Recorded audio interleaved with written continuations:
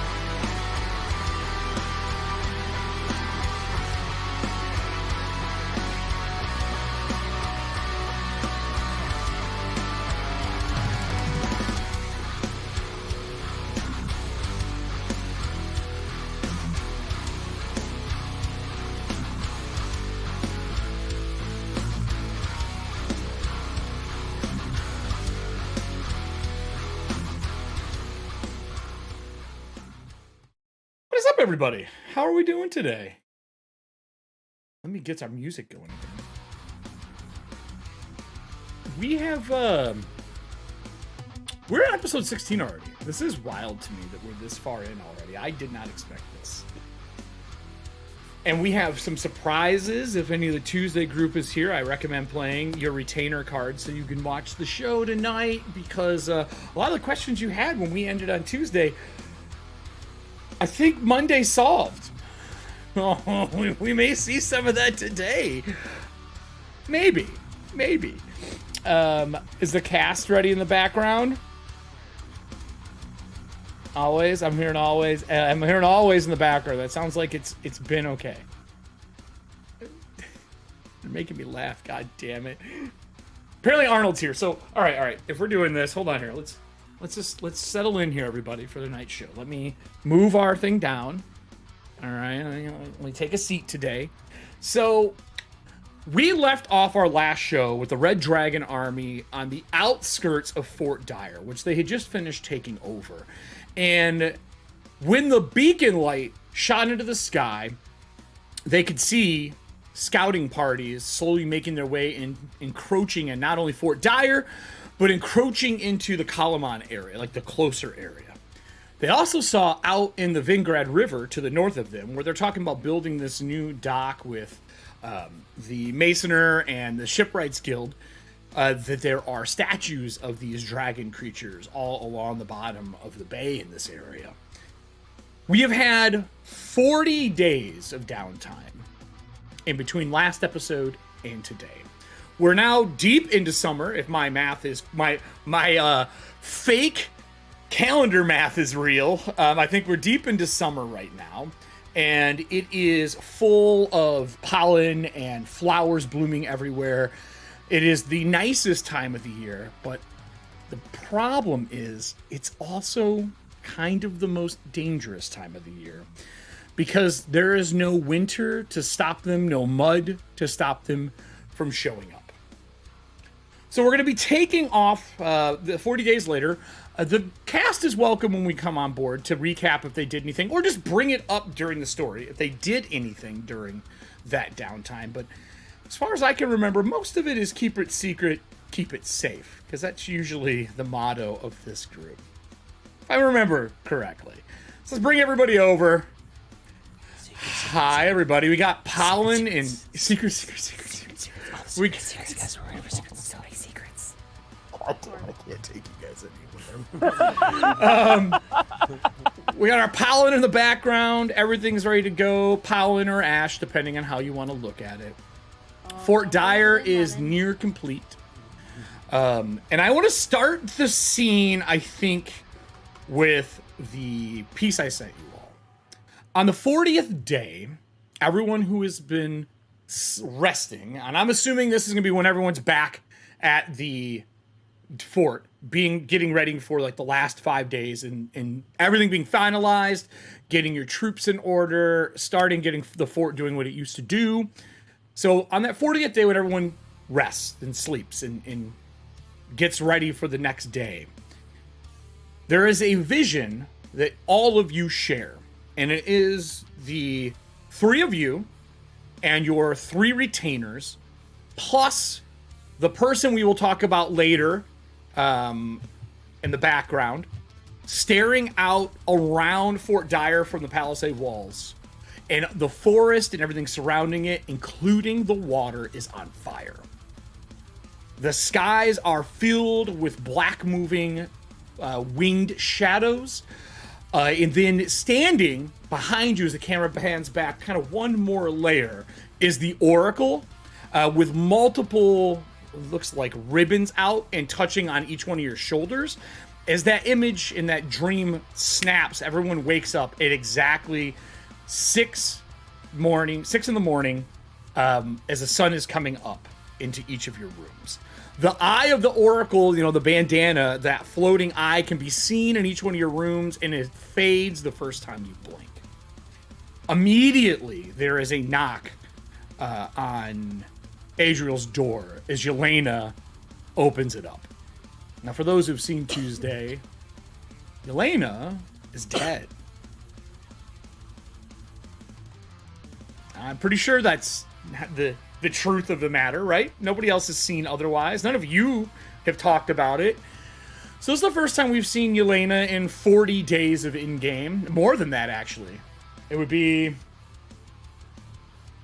God, what? They were traveling for 2 weeks, so... Yeah. 54 days? Almost 2 months, which puts us towards actually the mid to end of summer. And you in the other rooms, because you're all kind of in the same area in Fort Dyer, you can hear knocks as well from that room, from Adriel's room. Yelena saying, "Did you have it too?" Yelling from outside the door. What was that? Yeah, you can come in. I'm decent. She opens it. She's still in like a night robe. She's not even armored up yet. Right. Which means she got up late, by the way. She's usually up before the sun. Right. And she goes crafting time in. She comes in. She looks the same on camera. Everything seems the same. The only difference is her eyes are like a faded gray clay. Okay. And you know that she has made numerous clay golems to help with her work. Okay. Specifically the ones that she sent with every scouting group that went out. Okay. It didn't go great. She's weak. She shouldn't travel. Your retainers have X amount of wounds. Every one she sent out is a wound she gave up until they are either killed or she disassembles them. So Okay. she is currently down to 1 wound for the amount of them that went out. And now 2 after one of them has perished. She says,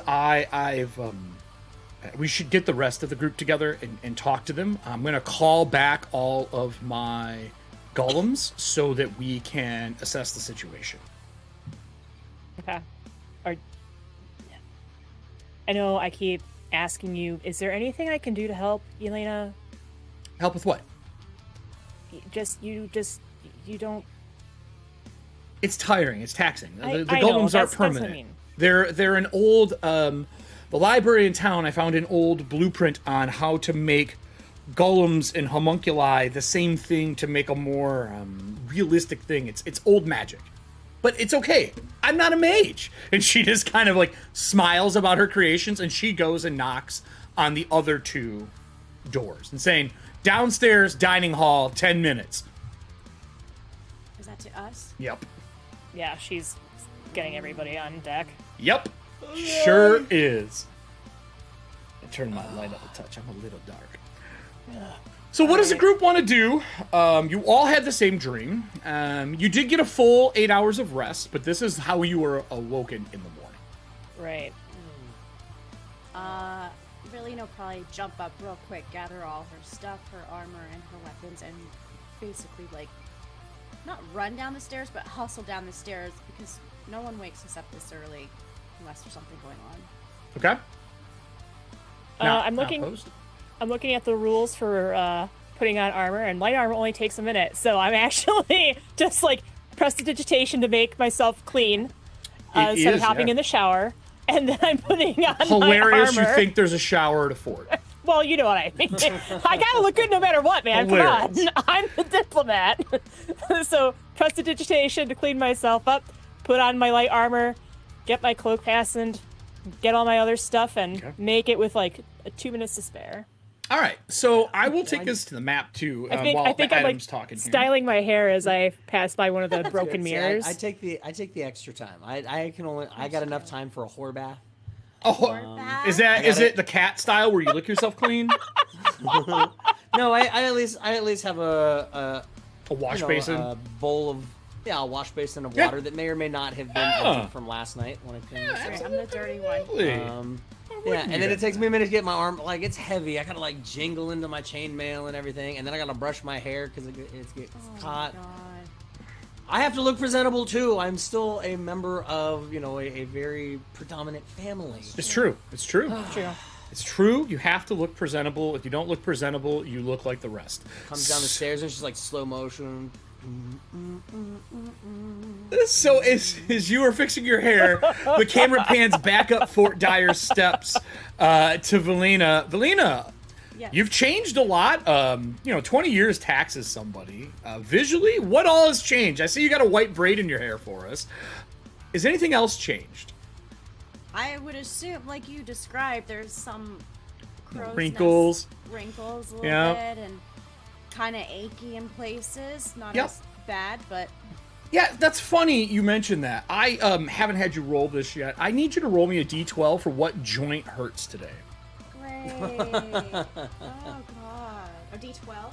A d12. Yeah. Oh, d20. I lied to you. D20. I lied to you. D20. Yeah. I apologize. Yeah, there's more joints than... There's more One. joints. One. Get it out of the gate. Your sword hand is achy today. Right. No penalties to it, but you wake up, you get that joint stiffness where you're like, oh, I gotta soak this. Over the last 40 days, you've had to learn, like, soaking with salts, how to make things hurt less, all of the normal things that happen. But the aging hasn't gotten worse. Yeah, It has. It's not massive. Come Yeah, on. right. Massive crow's feet. The No, size no. of actual crow's feet. They're called dragon's feet in this one. It's just the whole face. But It's a murder of crows. right. But as that's going on, your retainer 40 days in would be back as ooh. No, your retainer isn't. Your retainer is traveling with the other group. So you would have a message that the other group, the survivors of Vogler, are going to take back another fort, hopefully giving Kalaman a better position. we leave. I should be back, by month's end. That's what you would get as a message. For those who've seen that show, it's about to go very bad tomorrow. So as everyone kind of gets their stuff together, starts making their way downstairs, let me quickly switch our map for us. And I'm going to take us to the fort. We did a lot of work off stream. A lot. On like what we're doing at the fort, what's going on, the whole 9 yards for Fort Dyer. And I will say that Tuesday is kind of doing the same thing right now. I'm going to bring up the map. And this is actually getting an overhaul in the background to a full color map now, since we're going to be using it depending on how tonight goes. In case you lose the entire thing. Yay, we have a fort. Fuck your fort. Right. Look, I can't confirm nor deny the issues that may happen. So as you make your way down, food is being set on the table by one of the people who work here. Ooh, that was loud as heck. You guys have air conditioning on, don't you? We have a fan on. Let me fix my end. Sorry. No, you're fine. You're fine. Hold on. I'm fixing it on my end. Compressor, noise gate on. Fixed. So as you make your way downstairs, the table, the basic spread is out with meats and drinks, and oatmeal and things like that are on the table.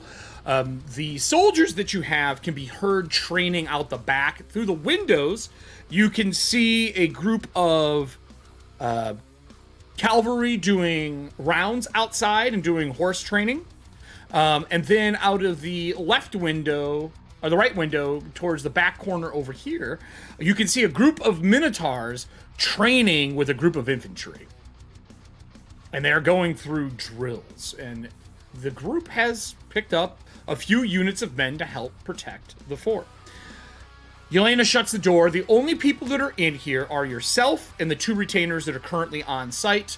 That is assuming that... Adam, you have Torque here. I don't know if you left him in Kalamon as a watcher and he comes back and forth, or if you have him on site during the construction. Yeah, he's kind of like my eyes in town. So since this day is an important day, you're 5 days out, I would assume you would probably have him coming back with information. Yeah. When everybody settles in, the door is shut. Yelena is now in her armor. Her one eye is no longer gray. The other one still is. She says, I have been researching since about, 5 a.m. With one of my golems. What has been going on throughout where we have units stationed for Kalamon. When the dream happened, I have switched one over. They are heading back to Kalamon right now to access the library as me to do research on the Red Army's movements and to talk to the Marshal. And that information should come back to me. I've given them a letter saying that we are asking for information about troop movements. What was that? Because I don't think Yelena met the Oracle. Is that correct? No, because we met the Oracle when we were on our mission, and she was with Tuesday's group. Okay. So she asked, she's like, what was that? Who was that? What caused that? For all of us to have the same dream together. That was someone we met who assisted me in part of my trial, as the cloak kind of snaps around me a little bit. Is this person a danger? I mean, he didn't even look human. Not human. He's not human, but he was... Yeah, for those who missed, I'll put him on screen. I don't want to say kind, but he seemed very honorable. I mean, he's a very different individual here. Let me take us to the large map so people can see him a little bit more. This is Cag the Seer. He is he's an ogre or a giant of a certain breed, but he's a cyclops, and his eye comes in and out of his head as a familiar. This was played by Drew a few episodes ago. She says, so if he is sending visions to us, is he some powerful mage? Is he Is he a robe? Is he something outside of that? Is he divine? What? How? The Red Army wanted to use him as a seer, so he owes me a favor since we saved him, so now he's part of us. And he warned us about fire before we came here. Great. I think this might be his warning coming true. Or coming to fruition. Are we able to rely on him? Can we ask him to help us? Yes. I mean, we can, but he said he was going south to look into something. I think it might have been related to what's going on here, so I don't know if he's going to be able to pull himself away in time. Huh. Do we have a way to communicate with him? Oh? I don't remember. I don't we- think so. I don't think he set No. anything up. No. He said he'd be back in a couple of days, but it's been 40-something days, so... Well, did he know we were going to be here? Did he think? Is he in Kalaman? He didn't know about the fort. He might have met up with S-Tide's sibling in the Grove. I'm sorry, outside you of have a Kalaman. sibling, Estide? Yes, I have a sister.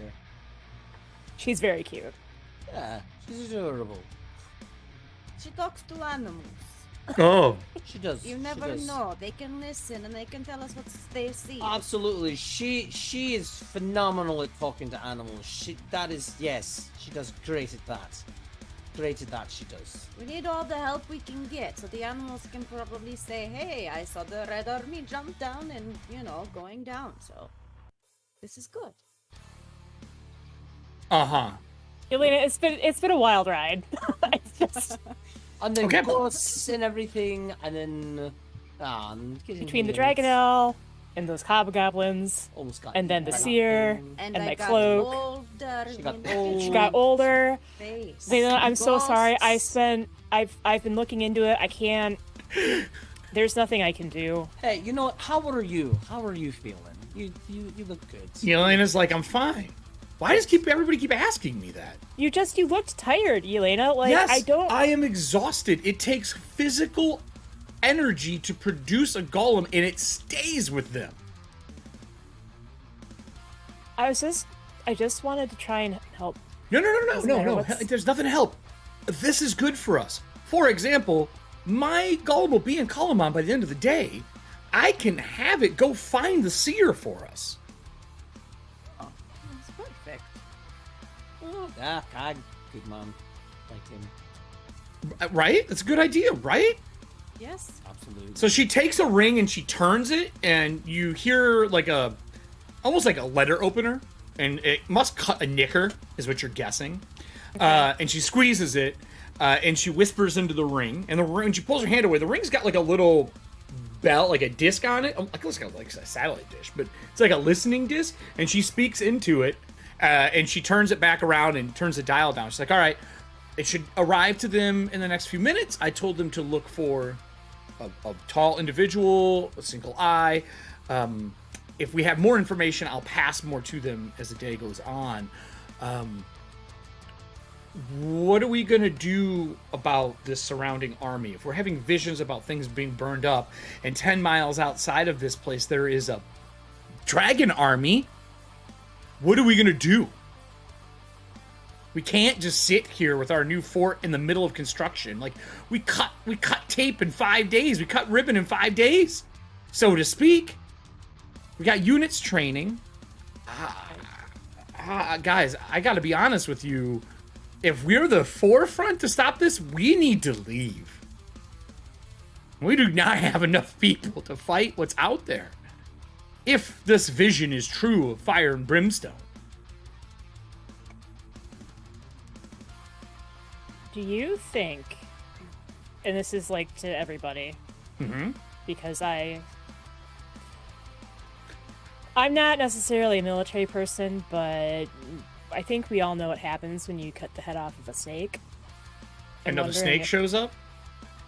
Well, but it might take a bit for the snake to show up. Okay, maybe sure. we do something like that to buy us some time. Because the last time we tried parlaying with them, that woman said, you have until tomorrow night, and then she took over all of Ogler in the surrounding area. Do you think that we will see that? That they're going to show up at our gate? I mean, they're 10 miles out. It's summertime. Do we send someone to them to ask to sit down and talk? How did that go in Vogler? I mean, you saw how that's it what went. I'm It didn't. saying. Like, It didn't go. That's why I'm saying maybe we need to, instead of talk, we need to take someone out. Yeah, but who? I mean, that could be what the talking's for. Oh. I don't know. I'm just listen. I'm used to backstabbery. I'm used to backstabbery in the Capitol. Okay. Oh! This is Invite what him I'm here and used to. stab him. I see. Don't let him go. But I mean, that's what I'm used to. So if anyone has a better suggestion, or if we have anybody on site who would have a better suggestion, I'm all ears. We have some of the. We have. We're a secret council. We do things in the shadows. We do have access to that wagon still that has the broken draconians in it. We could, with a day, I could I could shift the material they're made out of, maybe with some work, aka use a flux, and we could speak to one of them.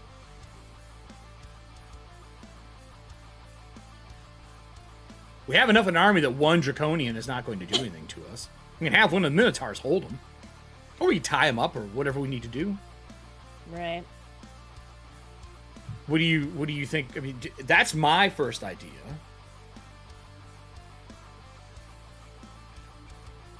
A bad idea. I was wondering if you have something. You all have the same vision I did. Burning water is nothing I ever want to see. Not again, because you guys saw that leaving Vogler. Right. When we know there were all those draconians for the walk. We could tow one up. Well, probably leaving them down where they are. I was gonna say we don't know how long they've been there for. Yeah. How do they get there? So many of them. The draconians are not an old thing to the world. They're new. I've never seen them before now. No previous Dragon War had them. I mean, if they're, I don't know. I guess when followers of Tiamat share a special hug or something, it just, I don't know about the ones in the river, but the ones in the carriage, yeah, they have to have seen something more recent. So I would hope that they would know the most. Huh. Yeah. Or we capture one of their soldiers. I mean, every soldier we've encountered, we haven't captured, we have disassembled? That's what she says. You know what? I tried capturing someone, and we had them, but then my robe needed to be dyed. So. Oh God. So we tried. We tried. We made the attempt. And died it did. When we tried, it died. Yeah. Let me know if they're better, Nessie. I turned them up for you. So then... Either we wake up... Okay, so these are the game options that I'm seeing. We either wake up a Draconian from the carriage and see if they're willing or able to talk. Who knows how long they've actually been there for. True. At least... I mean, we're looking at... If we're at 40 days... Well, no, I'm saying if this is one of the ones that came recently, then we're looking... They're gonna be like 6 weeks behind on intel, right? Yeah, they would be, but they may have knowledge on things. Still, like movements, they might have had jobs before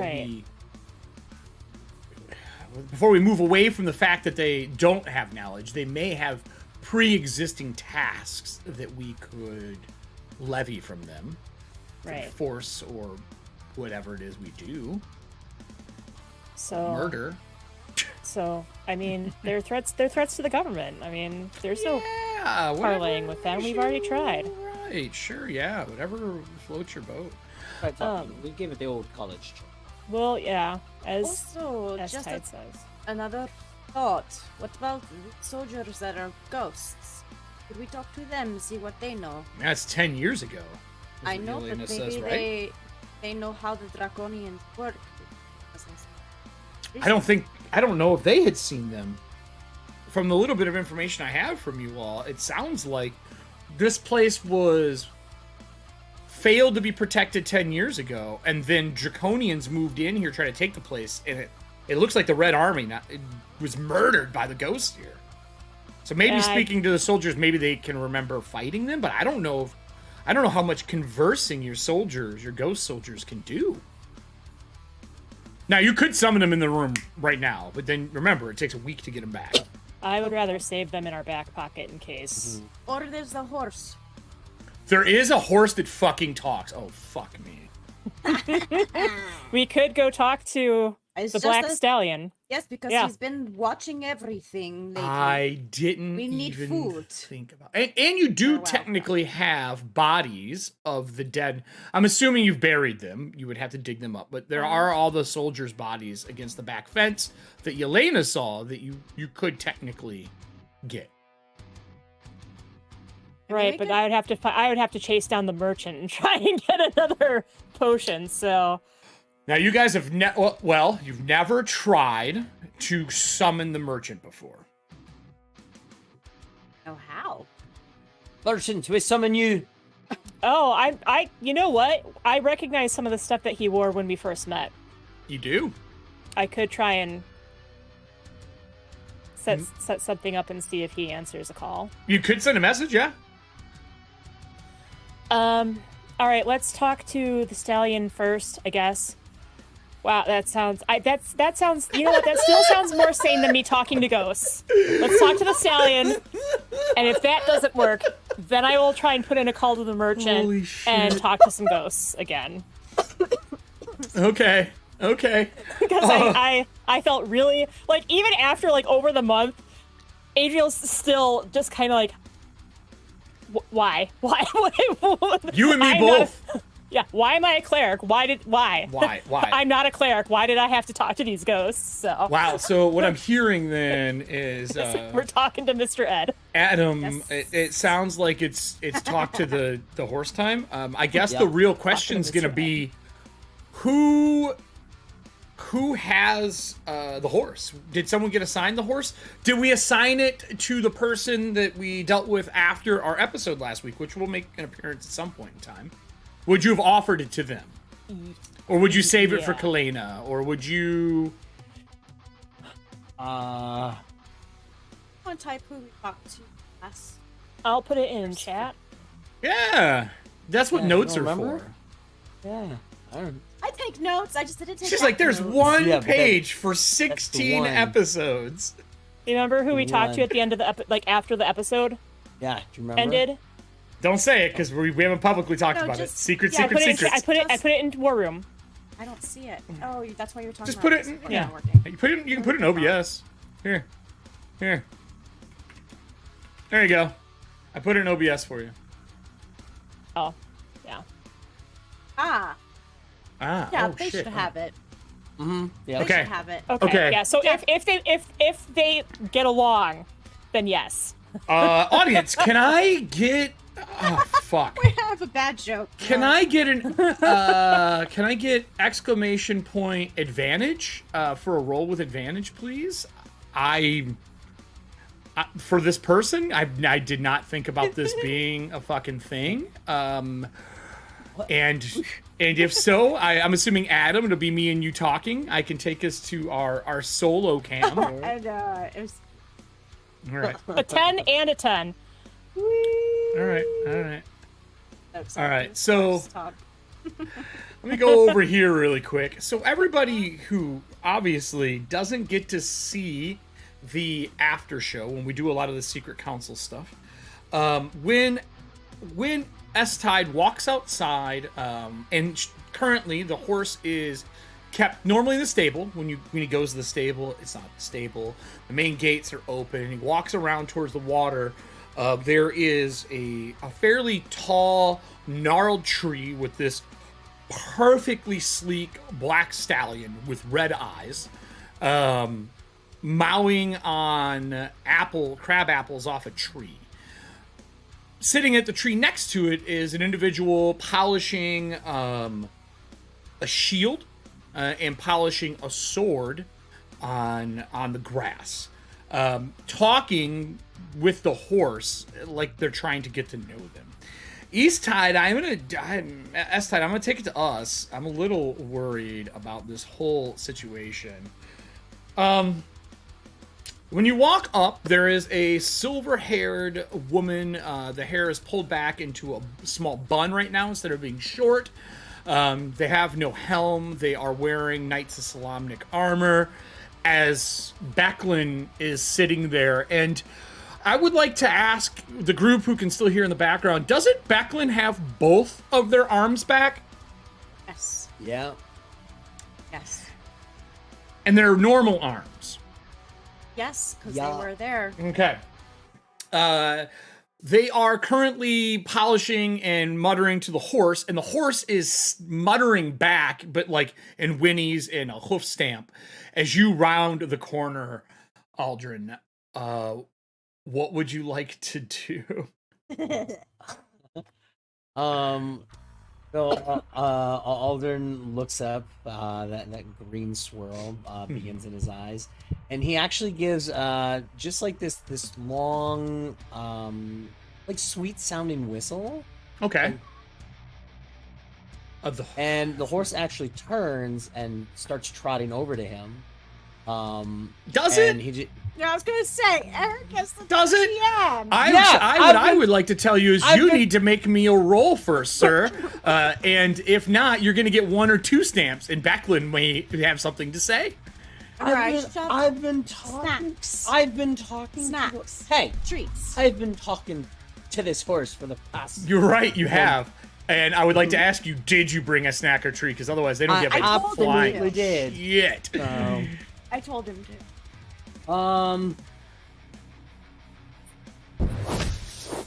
It's true. Especially this horse. That horse wanted to talk only with food. It's true. This Because is what I Becklin do, for those who haven't seen I her. open my hand, and I have got. Sugar cubes. There was some fresh bread that was in the kitchen where we were sitting. That actually, yes, it is carrot bread.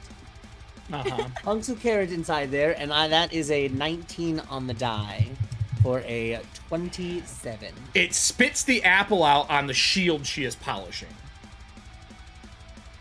And she looks down, she's like, seriously?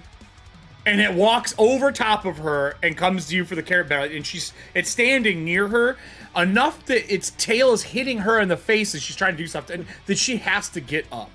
And Aldrin says, sorry, Becklin, but says it in horse. Do you cast Speak with Animal? Yes. Okay. As you cast Speak with Animal, the horse goes, are you sure I have to work with her? Are you positive? Yes, you're going to be just fine. Hey, here you go. You know, it's your favorite, right? And made sure that they made you some. It eats the bread and side eyes her like, how have you not figured out how to make carrot bread? She's not the best cook. I'm not She's the not best the best. She's not the best at riding. She's not. She talks about her arms and that she can't feel them. I can see them. Yes, she is not okay. Can I have an okay partner? You have to understand, she didn't have her arms for a while. It was easier when I worked for the Red Dragon Army. Oh, goodness gracious. You know what? I have to tell you that she was an incredibly brave warrior herself. Went out to face the army out at Vogler and ended up turning half of them away, so only half were able to attack the city. Becklin stands up and like elbows the horse like significantly in the rib, and it looks at her and like nips, and she puts her bracer up. And she goes, I know you two are having a conversation right now, but it's really rude that I can't understand you. What do you need, Aldrin? Sorry. What we actually needed, well, because we do know that this horse has been around for a long time, and I wanted to talk to him. The three of us had a vision together. And it seemed bad about everything burning around here. And I wanted to talk to him if there was anything that he can remember from being a part of the army on possibly their movements. Because they're coming straight this way. Becklin says the horse worked for the enemy, and she looks at the horse. And the horse, you can understand, says, I've been telling you, woman, that for a month now. She can't understand you. She's like, I can't. No, she can't do what I. But just give her time. It walks by you. Do you have any other carrot bread on you? That was the only piece that I had. Okay. He sniffs your entire pack, realizes you don't have anything, hits you in the face with his tail on the way by. Can you at least tell us what their movements and stuff are like? I'll get you more bread. There's more inside. Give me another check, please. If you are bribing the horse, Becklin has no idea what you're saying. She looks not only annoyed, but confused the fact that you're talking to a horse. That seems one like is the dumbest thing she's ever seen in her life. Dirty 20. It's like a child acting like his imaginary friend can talk. Dirty 20, are you happy with that? I'll take a +2 for charisma, please. Yeah. Might as well, right? +2 to a charisma skill. All right, done. Serving hands. We're using your +2 to charisma skill. The horse stops. It looks back along its side and goes, would you like me to bring back a rider? Army? Absolutely, if you could. In speech to you, and says Becklin doesn't know, and he walks behind a tree. There is a puff of smoke and fire, and it's gone. Becklin goes, what the fuck was that? He's gonna help us out. He's gonna go get a rider. Is that a horse or not? Yes to both of those. Look, I just found out that this thing was a lot more. Oh, sure, right, yeah, right. 40 days of me working with this horse. You didn't tell me it's smart enough to have a full conversation in whinnies and nays. And I've been trying to communicate with this thing with hoof stomps. Yeah, you're doing great. It just says, just wishes that you could make carrot bread. That's all. I don't bake. I'm not a. Look at me. I just got hands back. That's what he said. You can't bake very well about anything. If you can, at least try that. How about you just bake a bunch of fucking carrot bread and I give you money? For now, that's fine. But we'll make a deal, all right? Jesus. She grabs her stuff, puts her shield on her back, sheaths her sword, and says, across the river, I've been sitting here all day for the last 2 weeks trying to work with the horse. Across the river, I have watched this horse look into the shadows as if something is across the Vingrad River. I'm taking a boat across this afternoon. I will be back tonight. I would like to take our green infantry with us so they can learn. Fine.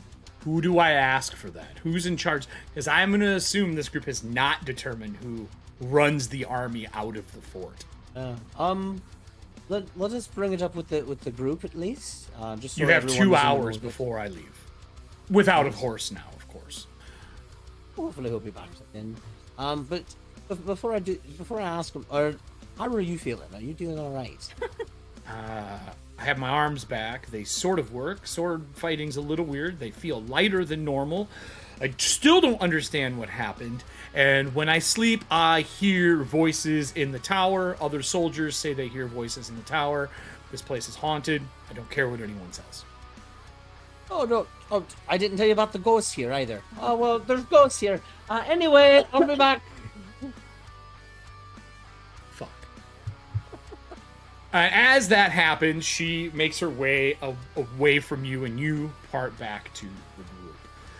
For those who don't know, Becklin has her arms back now due to some quick thinking from this party. They broke her out of somewhere. I should say helped her out of somewhere and got her up and running. She actually wasn't in trouble. Tuesday doesn't know that this has happened, and I'm going to clip this video right now. So I'm going to... Tuesday, so you know, Wehan's shop, where Becklin was, with her arms missing, ready to get necromantic arms put into place. This group broke in secret time, used 27 cards, and found a way to break Becklin out and give her arms back. Did a good deed. Their secrets aren't always bad. It's the only time I'll say that this season. So with that, everybody, unless anything else needs to happen in the afternoon, are you waiting for the horse to come back? Or are you going to send a message, Adriel? Or are you going to wait until more happens? Is there anything else that happens in the daytime on day one? So I think at one point you see Adriel kind of like, I feel like we forgot to tell Becklin something. I feel like, I know I asked Aldrin to like give her the rundown, but, cause he's a messenger, right? You think he would deliver the message, right, Felina? Yes, but sometimes that boy doesn't think very much, so... I think he might have left young out man. those... Oh, hello. Young man. Oh, no, you're not there. Oh, no, this is Adam, young man. I am older, so I speak as such. Wow, young whippersnapper. All right, other than that, like... I can try and send... Well, I don't really want to... I guess I would have sent a message to our patron to let them know where we're at. Okay. So that when they come back. Jordan. That's right. I'm sending a message to our Lord and Savior Michael Jordan to let him know that we've got the fort. It's not Michael Jordan. I know. But how are you sending them? So how are we sending these messages? Are you going back into the barracks? The barracks also, so you know, there's on the map. Actually, let me pull the map back up so everybody can see here. The map on the lower side has the barracks. Above this area, they have made another barrack area in like a meeting room. And off the tower's back side, each one of you has a room off of the tower. Okay. Just a small room, kind of basically that base floor that goes around. They moved it out 10 foot, kind of giving you a little more space. The new map, once we're into a fully completed fort, there'll be an expanded... It goes all the way to the corner of that building here and goes out in a full circle around it, giving you each a room as well, kind of like a split off of it. And you have external entrances and internal entrances off the tower, kind of up the stairs. So, and there's more barracks room because you guys have so many soldiers here. And then outside of the area, most of your soldiers are in tents until the building is finished to house everybody. With that, are you doing messages that you're sending from your room? Or are you just going to do it in the dining hall area? How do you want to go about doing this? Are you using magic? Or are you writing letters? So I think during the 40 days, if S-Tie's retainer is going back and forth and acting like the eyes and ears, like they know about where we have our chamber set up. Mm-hmm. So I would be like, hey, Aldrin, can we leave a message for our patron? And maybe Torque can take it with him next time he hits up Kalamon, just so that he knows where we are. Because he knew we were going to come here, but we haven't had a chance to tell him that we were successful. We haven't heard anything from him either. Yeah, so let's do that, and then I can try and get a hold of the merchant if you think that's a good idea. I mean, he has the potion to talk to the dead, and it's not a good idea. All right, I'll go to my room. I'll see what I can do. Especially if the horse is draconian pack. Oh wait, he just said a rider. He said a rider. He said did a not rider. say We're not sure. what. We're not sure exactly what the rider's going to be. So right. if that bombs out, then we might need to talk to the scout. You missed a lot of pony shit. You did. You missed a lot of pony shenanigans. If you ever wanted ponies, You literally missed it. You just gotta watch the first half hour or so. This is your time for ponies to shine, except this pony is not really a pony. Right. That's the wrong word.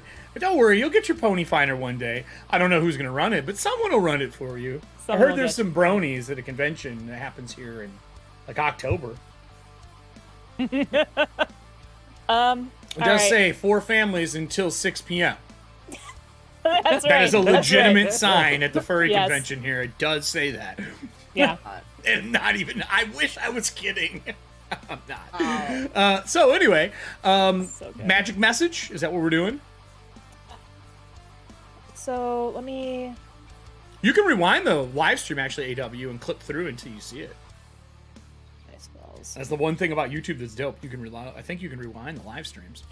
Or are you going to ask Torek to do it? Because Torek is here. You could send him back as well. Oh, we were gonna send Torek to go to our chamber. Do you want him to take anything else with him? Like, do you want him to go find the seer? Because you know the seer is not actually in Kalamon. If you all remember correctly, he is staying at the forest outside of Kalamon. Right, that's what I told Yelena. Yeah, but yeah, Torek knows where that is. Right. Because he knows most of the passageways and secret things thanks to the person he works for, to S-Tide. I mean, we can ask Torek to try and find the seer too, if he's available and willing to meet us. All right, so Torek says, I will stop by. I will check for Liam. I will then go see if the seer is here. Do you want the seer here by force? If he says no. Oh, no. No, he's... Oh. Because he hasn't met the seer yet. He has no fucking idea what it is. Yeah, no. For everyone's safety. Do you wish me to bring back Liam if Liam is in the chambers? Probably wouldn't hurt, so he could at least see. He could at least see where we'd be moving the chambers, dude. If he's willing to move here, yeah. You can get a lay of the land. We should also. Do you wish to speak to the governor or ambassador of Kalamon about recent movements? And the vision, should they know? I believe their ambassador to be a... What is the word? Not a robe, not a person of faith, a witch. I've seen her use magic and potions before. They are old. Well, in ways. In age, they are young. Is he talking about our ambassador? Yes. Damn. I had a natural 20 rolled in the audience 3 episodes ago. I never tell everybody, but a lot of times they're rolling for retainers in the background, and one of them was for Torek spying. Okay. He has access to everything in the city that has a window. I mean, unless they shut the shutters. It's Adriel's like face kind of drops and her lips press into a thin line, and she's like, "Yeah, they should be informed. That might alter the army movements." Are you worried they are the moss on a building? A spy. Are you worried they are a spy? The ambassador? Yes. No, I'm just afraid it doesn't matter right now. Okay. As soon as you say it doesn't matter, he just agrees immediately. That's just how he works. I mean, keep an eye on her, see... Would you like me to bring her back by force? No. Would you like me to make myself known or leave a letter from you? I would like to say most people in Kalamon probably do not know he exists. Like, they may talk about a winged creature once in a while, but I don't think they've ever really met him. Unless Alderan says differently, Adriel would want to keep him like in our back pocket and not out him. And it seems like he's not super comfortable being out and about anyway. So. It just usually ends up in him having to kill someone. Right. So I mean, we don't want to kill the ambassador just yet. Because they go, oh my god, it's and he's like, oh, guess I got to murder this guy. Right. All right. Well, then, if that's the case, if you write a letter, he will deliver the letters and keep himself in the same status that he normally is, which is hidden. Right. Messages. Messages. And I was just gonna say, who's writing them? Is it going to be the courier, or is it going to be Adriel that's writing them? Or are you working together on this? I think we should probably work together on these because Yeah. your handwriting is really good, but like your persuasive skills aren't necessarily the best. All as right. we've established previously. Day 1 here. Let me write this down. Day 1. I can do things. Persuading people, not one of those many things. All right. So day 1. All right, good night, Isaac. Good night, Isaac. Good night, See you about it. Isaac. Popping Thank in, you for friend. coming in. Yes. All right. Day 1. Give me your roll, and I will write it down on here for them to, be persuaded. I would like to apply disadvantage, but since you're aiding, it'll be a wash because this is written word and there's no communication. You don't have anything that makes you great at written word other than you're a courier. You deliver messages, not write them. I thought I was dictating it to him. Yeah, but he still has to write it. It's still different. And written word is not the same to convince people as being there in person. Okay. It's just not. Like, Well, I'm look at gonna the give problems him- with text messages. I'm going to Let's be give him honest some right guidance as he's writing. now. Yeah, this, yeah, that's too. what I'm saying. So it's a wash, so it's just a regular old I'm giving him some extra guidance. Take a deep Oh. Oh. And this is to the ambassador for the first one. Yeah. Ambassador for the first one. Yeah. I mean, he knows I'm not the. You know what? I'm a very fast writer sometimes. Do you got +2 more for a charisma thing to give me a 17? I do. We also have social rerolls, which would apply to this, Drew. I mean, Oh, all right. Yeah, let's do it. I erased. I just erased it. I'm like, I don't like just- how that one. erase it. Oh, it's an Why ink. Why did you spill the entire ink bottle on the page? What did you Oops. write, Alden? Same thing with the plus. It'll be a 17. All right, so 17. Okay, and then what was the second message going to be to the seer? Right, Yeah. Hag. To Cag, Keg the seer. right? the CAG. That's. Do I need to take the pen from you and just start writing? Like, You might have to on this one. Would you like another reroll? He writes "gack" backwards. Would you like another? Son of a bitch. oh my Yeah. He's the mailman. I just Man. keep Gag. I keep giving you guidance to like figure this Alright. out. Okay. No, this one's better. Do you do the reroll? I did. Yeah, I did a reroll. All right, cool. That one. Because that was like a 3 on the die. That was bad. What'd you So get? with help and everything, that is a 20. Michael Jordan. Ah! Wow, I feel like a demon showed up. I knew Michael Jordan was fucking had a pact with the devil, but now I really know. With that, messages are done. Tor takes them, climbs through the window of the room, never uses a fucking door, and flies off into the middle of the night and deliver these things for day 2. Anything else day 1 that the three of you would like to do before we move into day 2? I'm gonna go into my room Okay. because I said I was gonna try and get a hold of the merchant somehow. Yep. but I didn't know if it was gonna work. Yep. So I'm gonna go into my room. Okay. I think since the cloak can now create illusions at will, It sure can.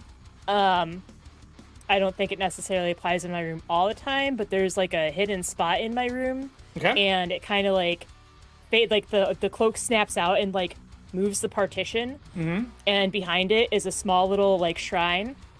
What is and on it's, this shrine? The shrine, it's just it's a set of scales. No, it's not a bunch of dead bodies. Okay. No, it's not a bunch of dead bodies. Oh, yeah, It's a it's set of set scales. All right. It's a set of scales, and then on the top, instead of it just being bars, it's griffin wings. Oh, okay. Does this have the towers as well?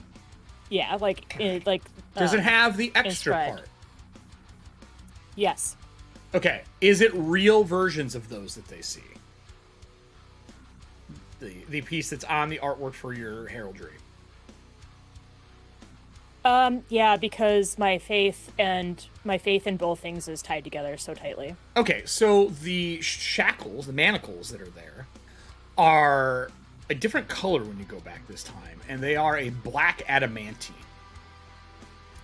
Okay. They're probably just like a regular iron or steel or something like that. They're an adamantine now. Can I roll perception to see who's been, or investigation to see how this could have happened? Sure. Okay.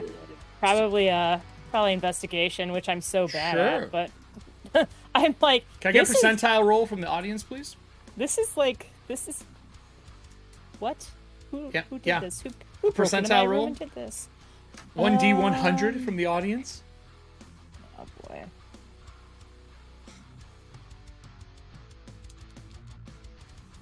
Investigation's a lot thing. Oh, okay. That's a 19. I got a 22. 22. A Michael Jordan. Or Jordan. Yeah. Are you happy with that number? I mean, I got a 17 on the die. That's pretty good. I'm just asking. Before did a thing. Do you want a +2 or anything like that? Or +1? Or a DC? You want to lower DC by 1? I'd lower the DC by 1 because this is freaking me out. Okay. I don't blame you. I think lowering DC by 1 is a great idea. We will use a serving hands change DC. As you look over it, you can see when you lean in. You know how like when you do filament printing, you can see the lines. Mm-hmm. It is when you touch it, it is soft. Like it looks like it's still being woven. Okay. Doesn't look like they're complete. Your robes do reach out for them. Do you let your robes take them?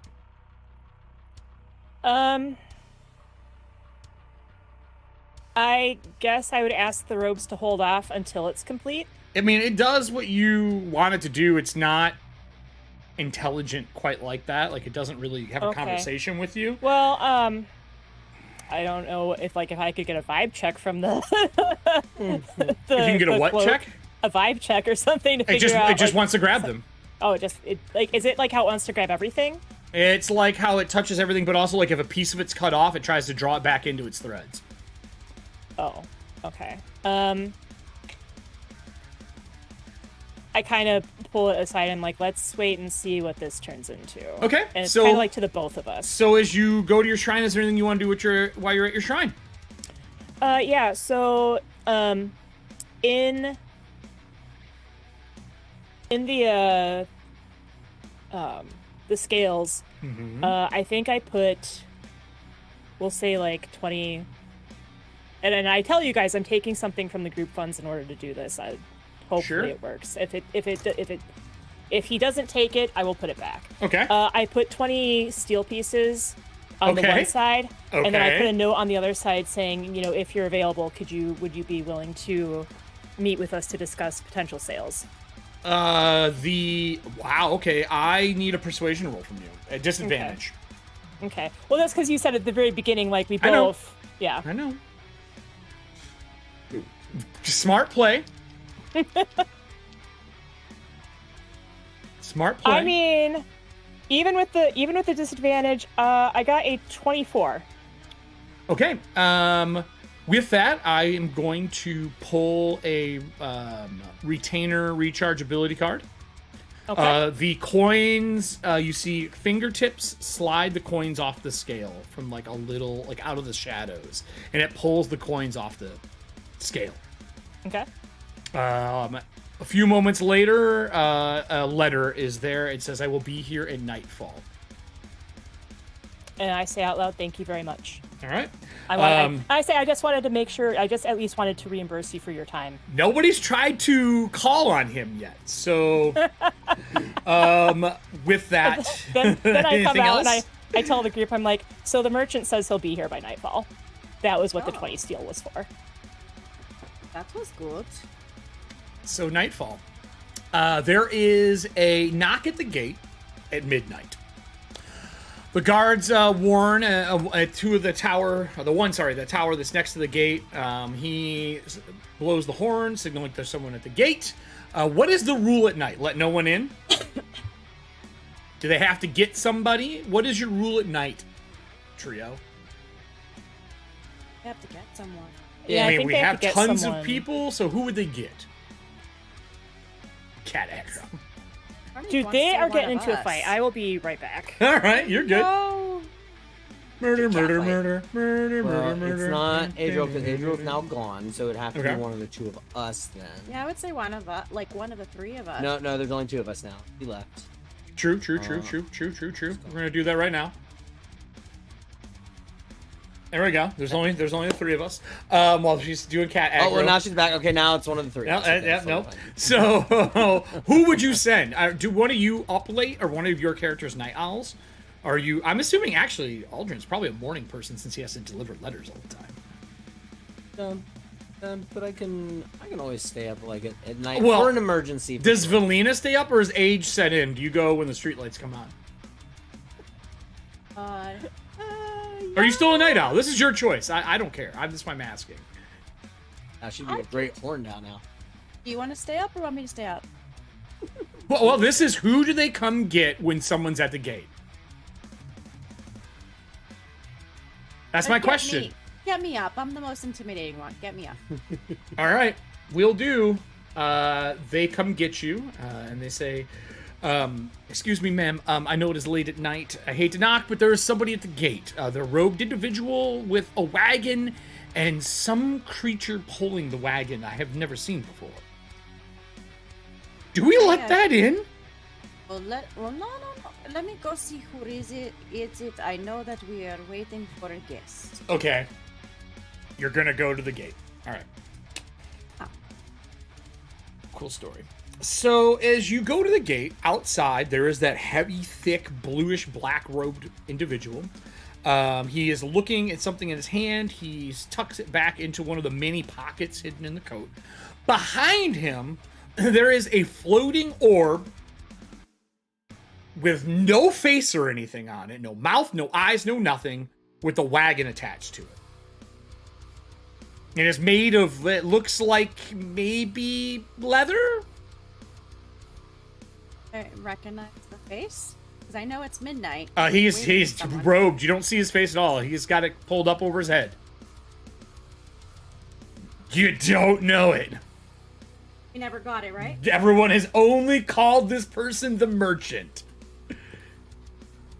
The robes look familiar. They are blue. He's got a big backpack on. He's got a purple scarf on his face.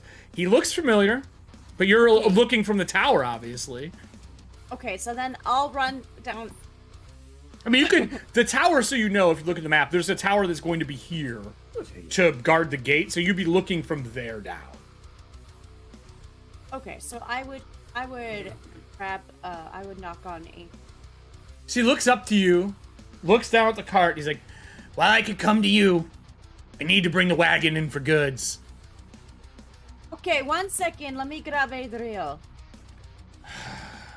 Tick-tock! Okay, I'm old. Give me a second. You're old. I can't believe this person's talking about old to me. And he starts talking to the ball. Oh, okay. I go grab Adriel. All right. Adriel. Yeah, like, and the door's open, and, like, she's, like, researching stuff, which you don't see her normally do. Oh, I don't want to interrupt, but I have to merchant. I'm so sorry. It's midnight. Okay, yeah. Let's go. Okay, let me wake up Aldrin. I love how you're waking everybody up who needs, Yeah. rest. Yeah. All of us. All right. So you wait. It's an emergency, right? Okay. It's the merchant. Come on. Okay. Oh, he's Cool. never met the merchant. Nope. But I gotta get off. For those who are not on the inside know in the audience here, let me give you a little background refresher. The merchant is the merchant from Resident Evil. This is Ogre Force's fault. If you don't know what that is, go through our playlist and watch our love letter to Power Rangers. One of the cards was the merchant shows up and he would say, "What are you buying?" with the Stream Loot card.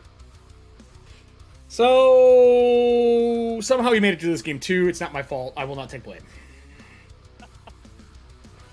The merchant does show up. Sure enough, Felipe's version of the merchant. Love this art piece. He comes in. Yes, he is a level 10 retainer. He pulls the wagon in. The wagon has got this floating orb. The floating orb unrolls like a long carpet, and it is just covered and items that are tucked into like straps on like it looks like an unfolded leather tool roll. Got the wagon behind him. The wagon is empty. Okay. Buy, trade, sell. What are we doing today? You called me here. You have 1 hour.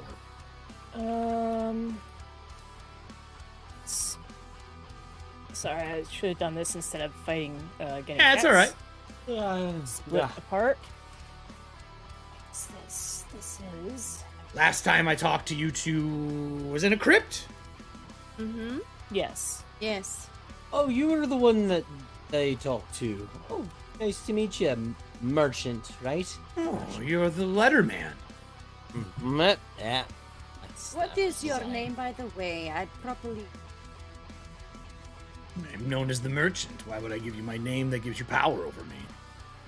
I travel many planes of existence. The last thing I want to do is let you know who I am. Planes of existence, like where have you been before? I'm not here to make niceties. We're not I'm here to buy, sell, and trade. We're not here to question him. We're here to try and look at his goods. I've never met him before. He says different planes of existence. I think that's intriguing. Would you like to come with me? I could buy you. You could go on a trip. I will. Oh, no. Traveling planetary types of, Then you really aren't interested then. I don't think it's really in my wheelhouse. I could sell you as a merchant in one of the other planes of existence, or a messenger, I should say. Sell me as a messenger somewhere else? Yes! Would you like to make more money than you do on this godforsaken planet? Oh. Okay, No, I'm good right now. I have to go to fucking... Do you want to keep having a conversation then about where I've been and what I've done? It's all right. Especially standoffish with it. It's okay. You sure? It's all right. Yeah. 1 year contract. I apologize, merchant. I'm obviously, or perhaps not obviously, I'm not sure. I am not skilled in the necromantic arts, but it has come in handy recently. We finally put your speak with dead potion to great effect. Oh. And I was wondering, which is Kelly stalling to try and find it, and she can't because why give magic items prices? It's okay though. There's a way to do this. Don't worry. I have prices from last time, and you have the ability to just use a potion card and get one and say that is paying the money. Well, so what I was actually going to ask is if is it possible or feasible to have it be put in like a wand? Oh. Well, hold on. And he walks over to a crank and he starts uncranking the roll. Is it like little feet show up on the leather, like insect feet, and it crawls out further as he unrolls to the wand section on this tool roll. And he goes, wands, necromantic, and he's like crawling through them, and some of the wands like try to reach and grab him and stuff. And he goes, necromantic, and he cranks one more time. I need percentile rolls from the audience to see if I have a necromantic wand on hand that allows them to speak with dead. Wands in 5-year weird, they're 3 times a day. You're right, there is no cost for them because D&D doesn't want you to buy magical items. It's ridiculous. But if I can get percentile rolls, we'll see if he has it. If it's under 50%, there's a good chance that he has it. Is there anything else you're looking for while I'm doing this? Well, okay, so he doesn't have it. So I do not. I do have potions. Oh, Awar. Well, potions.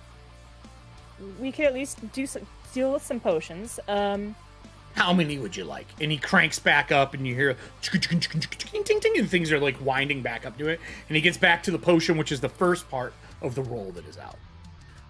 Okay. Take a look here. You see, he's an interesting man. Yes. If you would like to be a servant, if I roll to the end, I have at least 6 other people on servitude right now. If you would like to go out and make money for a year on a contract. People on servitude? Yes. Would you like to buy a person? No, that's all right. They signed into the contract. It gives them an extra 10 years on their life. Yeah, I should sign. No, your days are numbered. Oh. Wow, rude. So I think out of the potion cards, I want to play 2 of them. They're from 76 days ago. Sure, yeah, fine. One of them from Kyler, one of them from me. They're both Play 'em going to be up. Speak of Dead. Yep. Tyler. Thank you, Kyler and Kelly. Thank you. Hold on a minute. By the way, hold on. Before you fast forward. Kyler, I can't tag you anywhere and you're not in our Discord. When you see this, Kyler, please look at the chat right now. I'm going to put the Discord link in here because every time I try to tag you for us doing stuff, you're not in the Discord. How are you not in the Discord? And we're restarting Afonti Living City right now. Anyway, just saying. Get your butt over there. Back over here. Yes, I can do that. And he pulls out 2 bottles and shakes them, and you see like bones and stuff and sediment in the bottom, and he hands them to you. Okay. Excellent. And he trades with you for those. Okay. Then this is gonna sound awful, potentially, but I just offered you to buy somebody. right, and I'm thinking about possibly buying somebody. Oh, I would love that. And he rolls the roll all the way out, and the feet crawl all the way to the door. Soldiers are watching now because they have no idea what the fuck is going on. So, you Are your mentioned soldiers that buying as well? I don't think so. But Do I any mean, of you carry at least 100 of your best currency? No? Scram. You mentioned that these people sign up for your servitude Yes. willingly. Correct. Yes. Do you Usually to have- leave the plane of existence they are on. Yeah, Ron. Do you have anyone who would be suitable to help run a fort when none of us are here? Oh, fuck.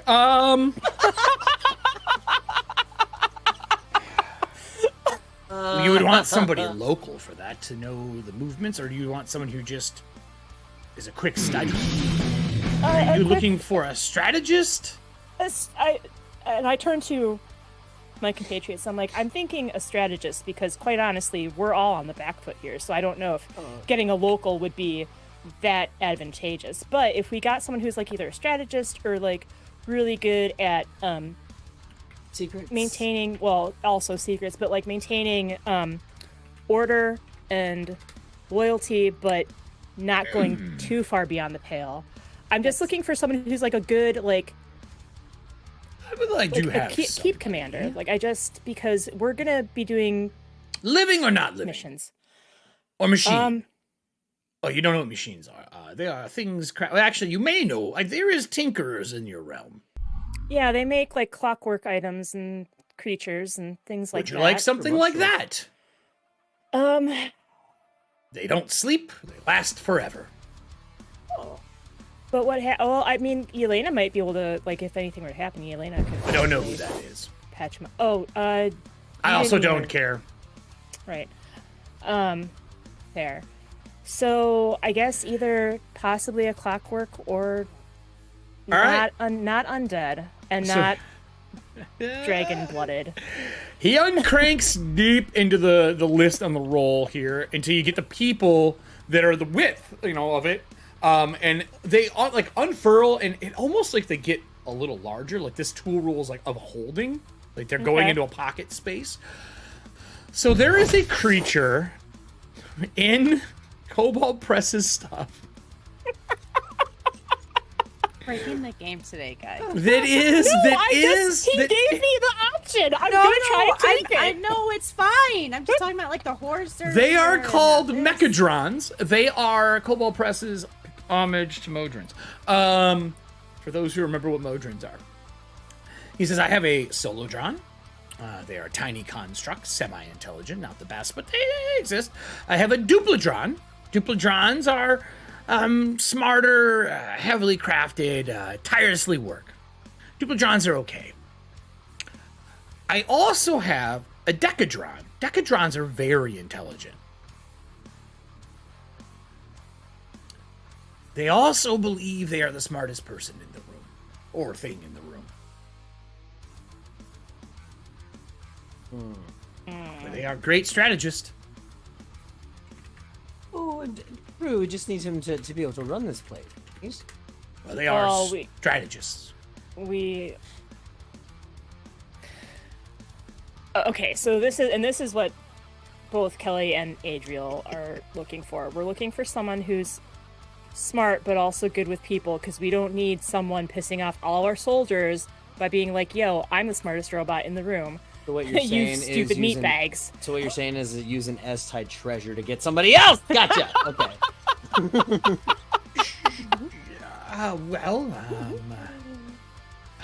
Adriel's like, I'd like, the Decadron sounds great, except if they believe they're the smartest person in the room, I don't want to cause any friction with our soldiers, like the Minotaurs. I can't promise that anything I have is going to know what to do, since we are in the middle of nowhere. To them, I can try. He unrolls a few more. Probably a Halidron? Halidron? Halidron's probably the best version. They're mechanical servitors. They don't argue. They're not as smart as the other one, but they are tireless. And he pulls out, and it looks like a cogwheel with an eye and wings. Aw, he's cute. Oh, I wouldn't. Okay. Teach their own. You'd be able to get the job done, though, right? Warning, they are very lawful.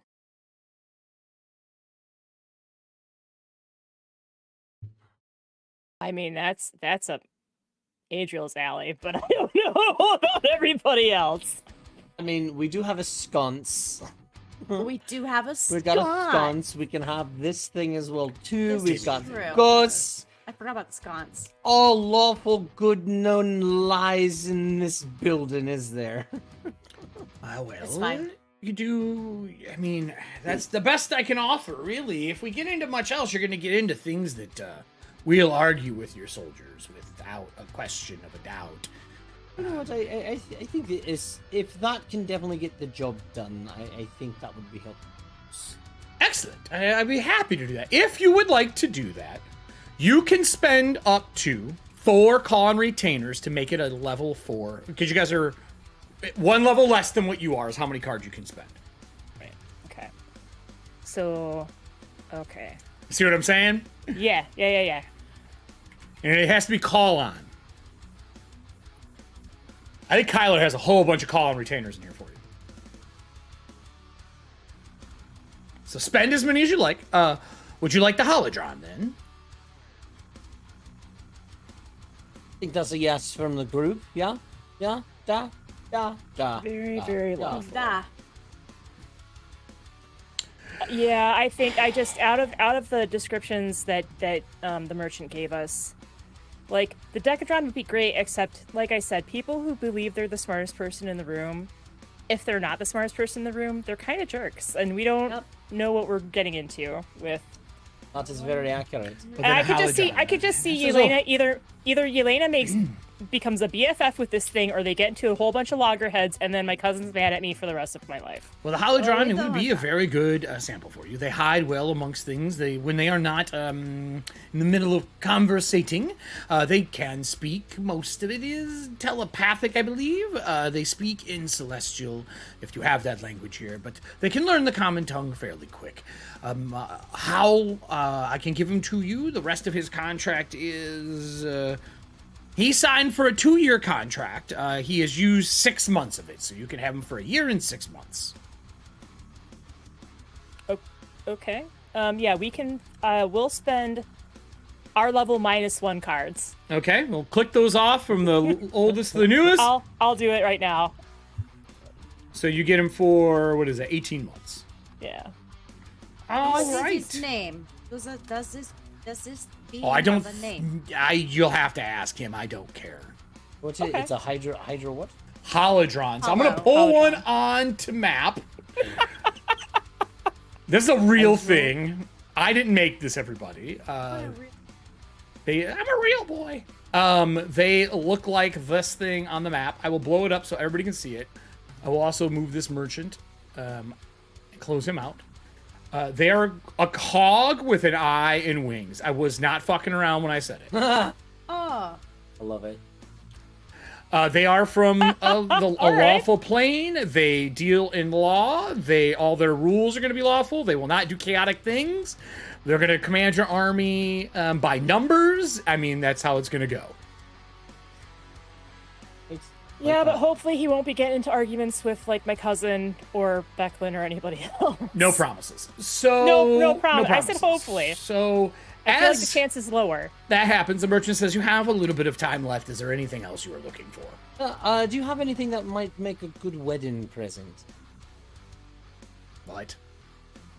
Just something. Oh, that's nice right. and We still, after we nice. deal with the army, yeah, we gotta nice do that and wedding. sweet. We're putting together a wedding, for some farmers that lost their What do you want, farmstead. like a pair of rings? What do you want? I don't know. Anything? I mean, yes. Do you have any fun rings for couples? Baubles? Or a couple Jeez. sash? And he rolls the roll back up all the way to the beginning. And he's like, here are baubles that I use to weigh the end of this thing so it unrolls. And he has like really nice crafted rings. Like, none of this is magical or crafted in a way that does anything exceptional. Is that what you're looking for? Yes. Sure. I'll tell you what. He like reaches in. He pulls out 2 rings. He pulls his cloth down. A long like serpentine tongue licks them clean, and he like polishes them off. Here. And he gives you a pair of wedding rings. Wedding rings. Thank Now, you. king and queen own these. They're dead. Don't worry about it. I mean, King and queen rings. All right. I mean, not here, but somewhere else in the wide for sure. network of places. But yes. One is made of platinum with rose inlays. They seem to be pressed actual roses into them. The other one is made of rose with pressed metal pieces in it. They're very expensive somewhere. Who gives a shit? All right. Well, expensive somewhere. Who gives a shit? But not expensive here. Then I take. I don't know. No? The value is of the purchasee, not of me. All right. Well, thank you very much. I appreciate it. Oh, it's yours. Have fun. Is there anything else? okay, so out of character, the only thing I can really think of is that we just still have that random ass magical hatchet, and I don't think Elena would use it. Do we think that anyone else from our retainer group would use it? There is retainers on both shows. I mean, any of our retainers want it? that's what I was. I The can't only answer person that. I could possibly think of would be the head scout for the capital, GF. True. It is a ranged weapon as well, which is nice. It's throwable. Right. The merchant says, I will trade for any gear that you have as well. But if you don't have anything else, and he like begins to roll the rest of it up, and you see that what it did is it separates, and 2 like those leather domes kind of wrap around it so it doesn't unroll, and it's back in the sphere style. There's no legs or anything; it's just floating. If there's nothing you wish to sell, may I ask you all a question? The other group that I saw coming in that's in the woods a distance from here, do they buy, sell, and trade? Are they wearing red armor? I believe so. I didn't stop and talk. Well, I think that they are loosely aligned with the group that you had hired the first time we met you. The ones that kind of bailed on you. They still owe me money. Other than that, the few times that we've dealt with them, they do not negotiate. So, Can you give me a diplomacy roll, please? yeah, I mean, I'm being honest, but yeah. Yep. Nope. This has more to do with the fact that they have never paid him. Oh no. I'm super glad I left the money on the scales when I put my note down. Oh boy. Okay, wow, that's a 26. Excellent. Well, if there's nothing else, I would like to use my last 20 minutes on this plane to make a stop. By all means. I know Excellent. that time is money, and contracts must be kept. The wagon kind of turns. He walks alongside of it. Once he gets like down the hill and out of view sight, you don't see him continue. He's just gone. Some of the like soldiers are mumbling about this man who showed up and what happened and what they just saw, and people are blaming the dead gods or the people they think are gone. Some people are saying it must be magic from the towers of high sorcery. You still got a few more minutes. Did you want something? No, everyone's like, no, we don't want to talk to him. No. And as the gates, did you want anything before he leaves? No. As the gates are closing, the horse walks through the gates in a puff of smoke and fire, and it walks up to Aldrin with a person across its back, unconscious. Horse knocked out person. You totally did it. Swirly, swirly, swirly. You did it for us. Yes. Yes. My old rider's companion. Oh. That's excellent. No, he would be fantastic to bring out the bread. Bring out the bread. Bring out the bread. Oh, you give him carrot bread? You give him carrot bread. Okay. He did a great job. We don't want to make him angry. He knocks someone out. As soon as you give him carrot bread, it shrugs and just drops him off the saddle. I'll grab the whole left side of the guy's face is burned up. You can see a perfect hoof print, branded into his face. Okay, where are we putting him? That's kind of smart.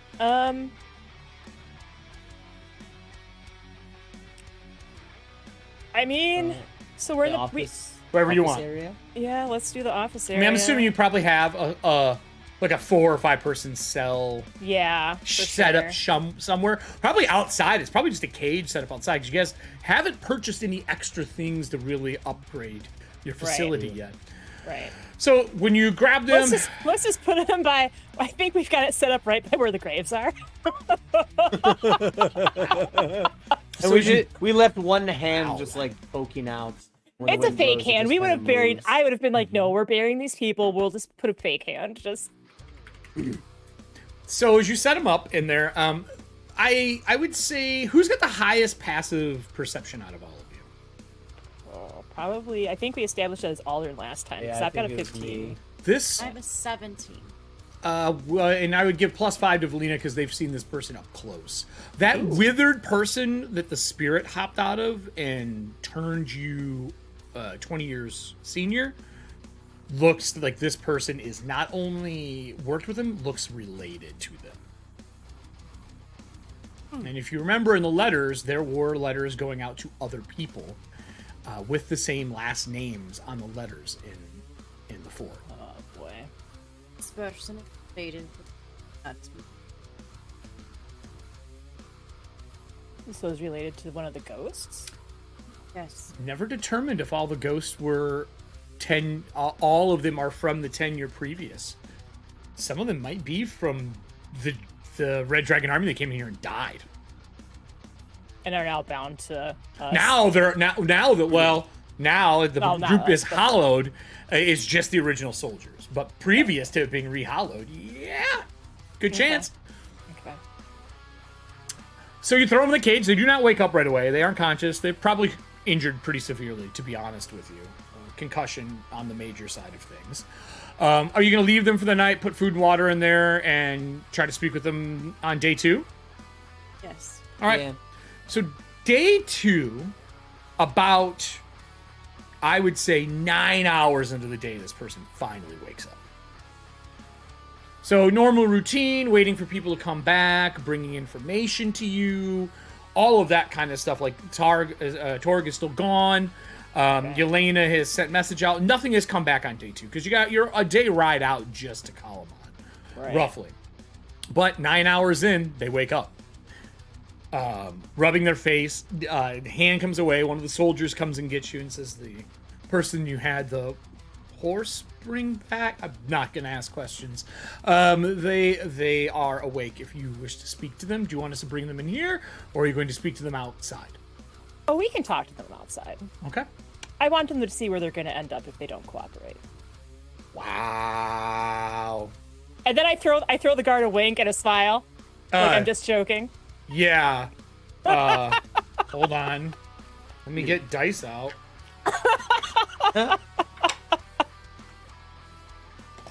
Oh! I got a natural 20. Are you actually joking? I'm hoping that we don't have to do that. But it makes for a really good intimidation tactic. And who knows how unruly this guy's gonna get. So it's 50-50. They're like, okay, I'll start digging a grave next to it, right? Oh. That's how intimidation works. We're doing, correct? I like you. Let's go. Guard walks out there with the shovel and starts digging right next to the fence, like 2 plots over.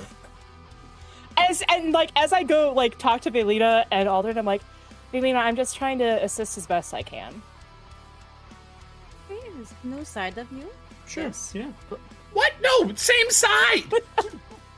So the person is sitting in the fence. They're eating. I don't. The burnt carrot bread that Backlund tried to make, and drinking the water that's there to choke down the burnt brick. This is almost as bad as like getting the fruit bread at Christmas. Yeah, choking it down. As they're choking it down, they look up and see everybody, and they're like, "Oh shit." And the horse walks behind all of you, turns, looks at him, gives him the nod, and like continues walking like, yeah, my fault. And leaves. First roll with him. If it is intimidation based, you have advantage. When you do an intimidation, you will have advantage because the horse basically just gave him it's my fault, don't forget. Oh my god. The horse has got a 14 intelligence. No, I 100%. If it had opposable thumbs, it'd be a spellcaster. I just feel so. You know, I'm like, I don't feel bad for this prisoner. I think it's hilarious, but that's why I'm laughing. Okay. Prisoner wakes up and is eating, and you all show up outside with the grave being dug 2 over. They don't seem frightened at all. The horse, though, when that horse eyes them, they're a little eerie about that on day 2. What would you guys like to do as a group? You're all outside with it. There's soldiers milling about. I'm assuming this isn't a really private conversation. You're kind of giving a display of, power to a point. Right. What do you want to ask this person? Head honchos here. I mean, I can think of some stuff, but I feel like Velina, unless we've assumed wrong, I felt like you were like the intimidation person. Is that correct? I don't or know, no? Kelly. You became intimidating person just now. Listen, so I'm gonna just say this like right now, like not even a roll. Like it seems like Adriel's like preening a little bit in front of you. Oh god. It's fine. I'm so excited. I'm so intimidating now. I'll start before all like when she was like threatening the guy and like, oh well, look at me, mommy. Look at me. Look how I'm doing. I'm gonna start. Go ahead. Messing with my dragon claw and like staring at him and like. He eyes you and goes, "You realize I work for an army called the Red Dragon Army. You think a claw is going to intimidate somebody who's seen real dragons?" No, I'm just getting ready just in case. In case what? I'm not going to make it out of here. There's no way you're going to let me leave. I know this fort. I know what used to be here. He has a point, but I mean, at least with the claw, we can continue talking to him after he's dead if he doesn't cooperate. Oh, wonderful. Well, you sent your horse to get me, which, by the way, traitor, is what he says. Was it your horse? No, it was my father's horse. Father Ayan? Yes, what about it? This person looks pretty young. Yeah. Like well, I would say East Tide elder to younger age gap. Like it's a pretty big age gap. What is up with older men raising shitty younger men? I don't know. You looked around. Adriel just says that out loud. In any Dragonlance novel ever. Also true. Yes. He's like, "What do you want with me? You have weeks before the Red Dragon Army shows up. Weeks." Insight.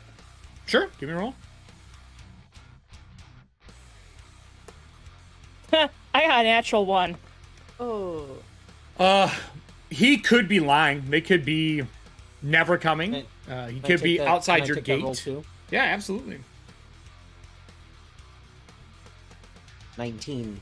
But he definitely knows that you're all in danger. That is evident that you're in danger. A couple weeks out, you know that's actually probably wrong.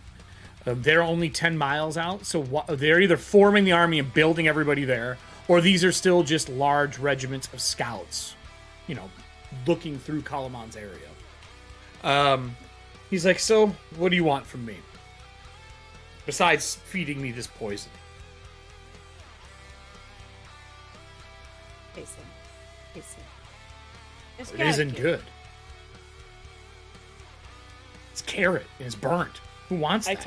I take a bite and I'm kind of like, oh. Yeah, no. Well, all the good carrot cake goes to him, and all the points over the horse.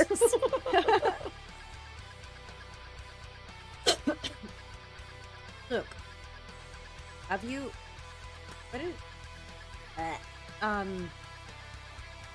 What are you working with the Red Army? Yes, of course I am. Look at my armor. And he's wearing like the red dragon. It's got the Takisa symbol on the shoulder piece. On Then the how come breastplate. you're not here? What do you mean? Why am I not here? I am here. No, with your dad back Oh, then. because I was scouting elsewhere. We took You this didn't fort come as back. an outpost. No, we work in the same army. I don't work for him.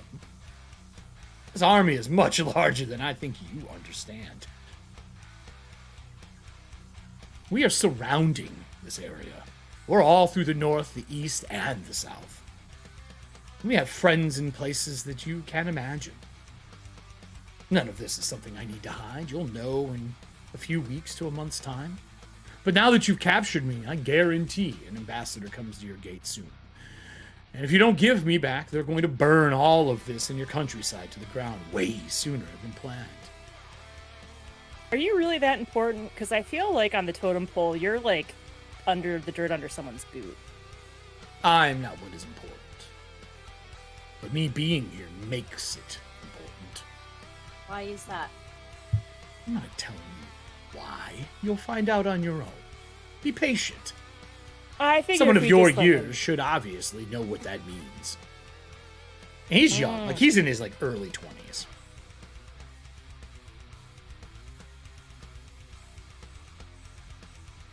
So, having a big army at your back makes you pretty brave talking right now. Well, I'm gonna die either way. I'm at peace with that. Are you gonna die though? Well, I don't think you seem like the torturing kind. I mean, besides the bread. You said he's wearing his armor. Hmm? I walk over and I say no, and reach You into my dick. pouch. What are you gonna And do? What are you doing? I would sit there and I just push my finger into his chest plate and cast heat. I knew that was gonna happen. I knew it. How much damage do I take? I'm gonna cast it at that at the regular. I need to look up how long it takes to take off full plate. I think it's 5 minutes. 2d8. I looked up the armor to see how long it would take me to put my light It's armor less on. time to take it off, though. It might be 3 minutes. Get out of armor. Heavy armor, 5 minutes to get off. Jesus Christ. 7. 7 damage? Do I get a 7 save? damage right now. No, for heat metal, no. Oh, let's see. Well, I mean, you're technically wearing it, which is the problem with it. The creature's holding or wearing an object and takes damage from it. It's 5 to must get out. succeed a Constitution saving throw or drop the object if it can. He stands drop it up and takes and advantage leans of that. into your finger. And takes another bite of the burnt bread. Can I make a perception to see if it's not phasing? Like, it's not burning? Yeah, you could give me a roll if you'd like. And he's like, is that the best spell you have? Your torture tactics are to heat me up. I roll. I'm in the middle of a Korean summer in full plate, and you're making my metal hot. Do you see the side of my face? There's like the hoof scar. Yeah, that's not gonna heal up very well. How long are you going to leave the spell going? And what did you get on your roll, Valina? 1. Oh. He does not seem phased in the slightest. Aldrin, I whispered to you to just let it run its course. Keep it as hot as you can for as long as you can. How long does the spell last? Up to a minute. All right. He does not even start taking his armor off. Give me another 9 rounds of damage. Individual rounds. Because there's a chance that maybe I don't make it past these few moments of talking. I will make my rolls. Ooh! Okay. 9 rounds, everybody. I don't understand. What exactly does the Red Army want? What do you mean, what do we want? Are you taking over everything? Ttrpgfamily wants her land back. Is Ttrpgfamily even alive?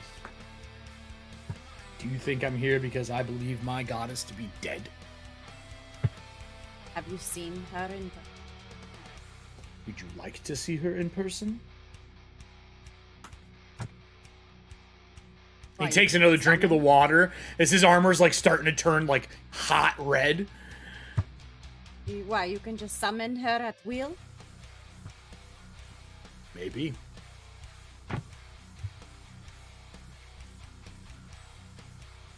A site? Sure. I'm gonna wait till he drops. Okay. If he drops. She's like, I bought potions for this shit. All right. So first and second round, I rolled 2 nat 20s. What were your damage for the second round? Second round was 9. And what's your third round? Third round was 7. Okay. He winces a little bit as it gets hotter on the third round. What did you get in your insight? Was that what you said you were rolling, Vanilla? 16. I almost called you Vanilla. Hilarious. What do you got, Vanilla? 16. 16. And you wanted to know if this was on, if he's telling the truth about his goddess? Yeah. I mean, he believes 100% that she's still alive. Has he seen her? Probably. In his eyes, he has, yes. He seems like he's being pretty honest. What are you going to get out of this? I work for the army. Once we take land, I have home, I have ownership, and honestly, we serve the Queen to crush these countrymen who have turned us away. I worked for the Islamic Knights at one point in time. I tried to get in. They didn't let me, but Ttrpgfamily took me immediately. Fuck their oaths, fuck their way. I'm just hearing a lot of crying in this jail cell. Sure. What was your fourth round of damage? 10. Oof. Okay.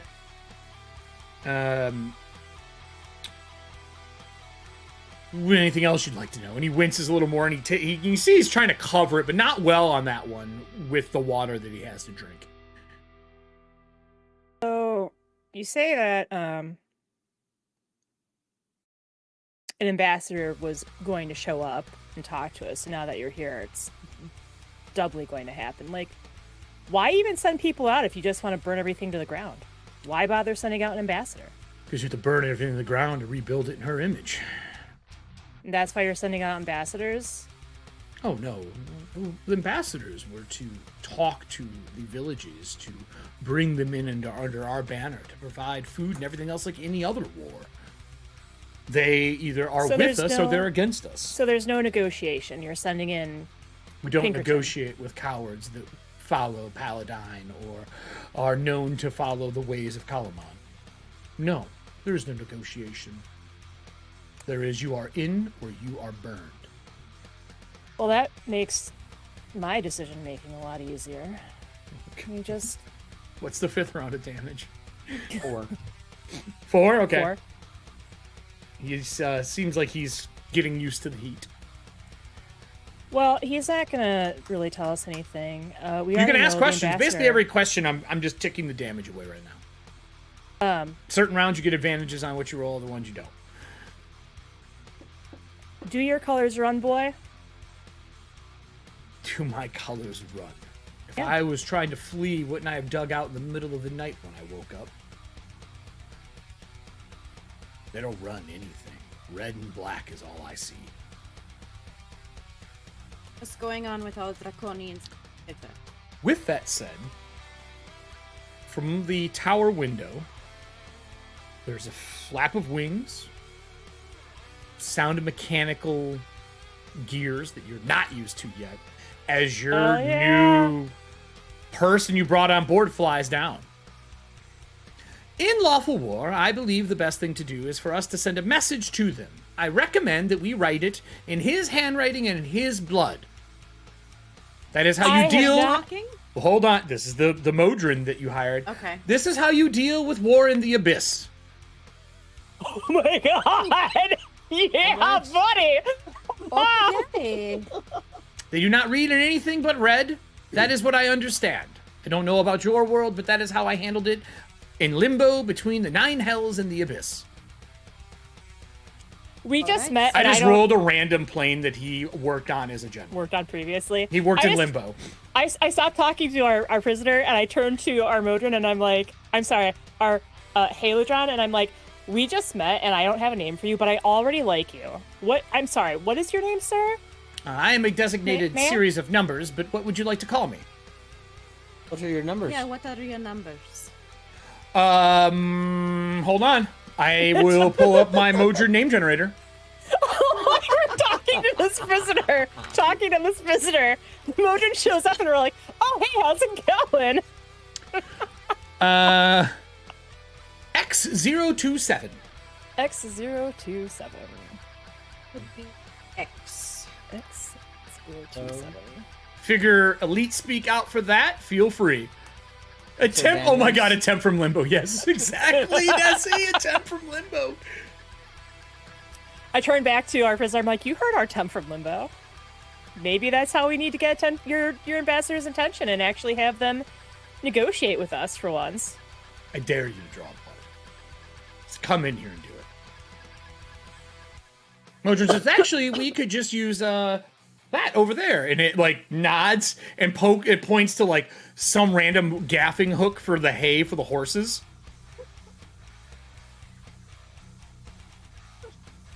We could actually, yes, and I just go over to grab it. He's like, too cowardice to come here and do it yourself. Can I have your next round of damage, please? My best one, 14. Oh, God. And then your next one as well, please. And what's 4. your DC for the save? My DC is 16. Oh, damn it. Okay. So that one, that didn't turn out as bad. What was the next one you said? 14. 4. Then what? And another 4. And then 4. Okay. The 14, he winces hard when he's trying to like stand his ground on the conversation of like, you won't come in here, and you see like fire come out, like where it finally ignited some of the leather up. And he flinches as the fire shoots up the already kind of like burnt part of his face. You go get the gaffer's hook. Yep. Soldiers are watching. I'm just waiting for this guy to either break or pass out. Okay. Soldiers are watching. I will tell you that I'm going to be having the audience make a morality roll based on how you guys handle this situation, because this is the first time your soldiers have seen how you handle deserters in the enemy. So you get the gaffer and you walk back.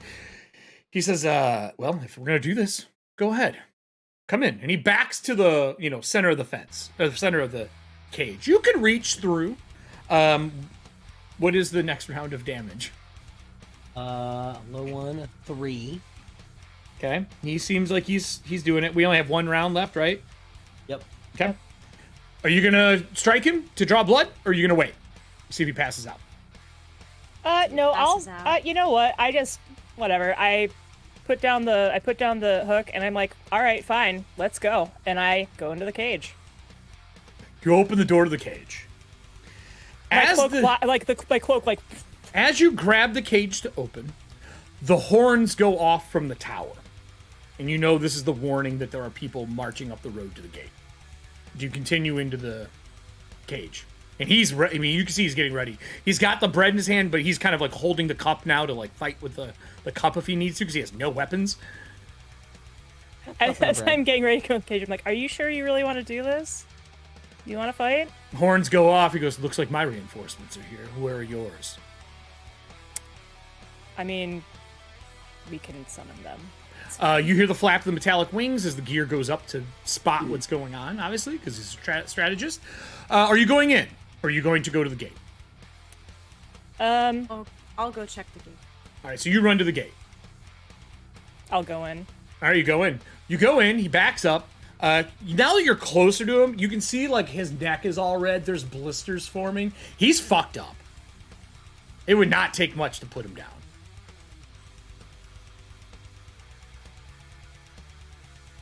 How are you gonna? And like, I'm still just making conversation. I'm kind of. Are you striking him? Or are you? No, I'm looking pinning at him to and the I'm ground. Or are you casting illusions? What are you doing? No, well, I'm looking at him and I'm just like very seriously like, if you were to return like that, how would they take care of you?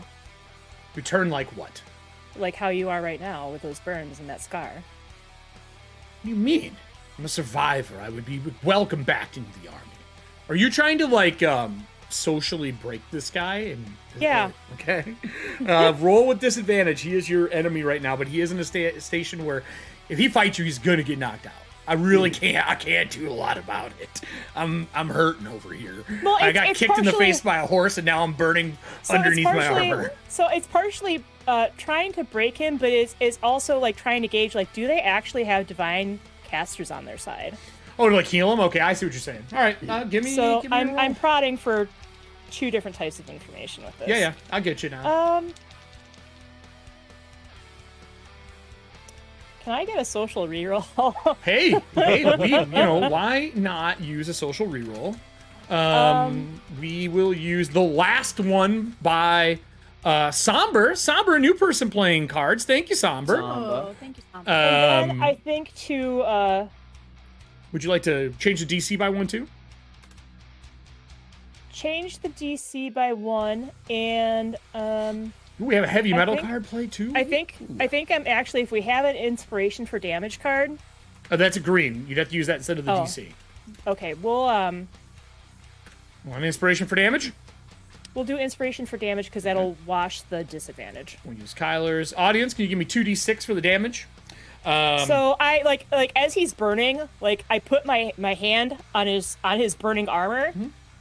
And that's how I take the damage to do this. Okay, makes sense. Like I can take it too. Let's go. Right, and I kind of look and I'm like, I mean, this is going to take a lot to recover from. Do you have healers that can get you up and running in a timely manner? And this is where I'm going to do the other persuasion check. That was better. That's a dirty 20. When your hand touches him, you can tell he's contemplating like grabbing, but when you put it, you can tell he buckles a little bit. What's the last round of damage? 11. Oh my god! He falls, but he does not take a knee. He puts his hand down to stop himself from touching knee to ground and slowly starts to stand back up. I can tell you he has 4 hit points left. He is like fucked right now. I kicked him in the face for 30 points of damage before we brought him here. So he is injured, and he goes, how about instead of torturing me, you kill me? And so we have healers. If I get out of here, I am coming back for you and that fucking horse. So he did. So that's with the natural. That's with the dirty 20. Yeah. He has healers. They have healers. Okay. Just shut the cage and leave him in here. The little, you see the cog flying back down. Valina, you run to the front. I'll let you think about it. Valina, you run to the front. Obviously, Aldrin, your spell ends as well, unless you're going to cast it again. When you run to the front and climb up the front tower, I'm going to put on map what is coming up the lovely road. There is dust, a lot of dust, and you can see it all. And as you hear soldiers marching, you also hear the sound of like ground rumbling. And there is a person in a lot of red with a banner riding on something, but it seems to be digging through the ground. As it gets up to where we are, I'm going to move it to the token layer as these soldiers make their way to the gate. When it hits the gate, something burrows up and out of the gate in armor, and a woman is sitting on top of this kind of 6-legged dragon-looking creature. in this polished chrome and black armor. The woman on it looks like this. She yells from the front, "I am Sacrosin, ambassador of the Red Army. You have one of ours inside, and we wish to speak to you." So I'm going to show you what she looks like as her hair is moving around her body with heads of dragons at the ends of them. I think the audience can see that as well. Yep. All right. Do you talk from the tower at all, Valina? Because since you were the first PC on site.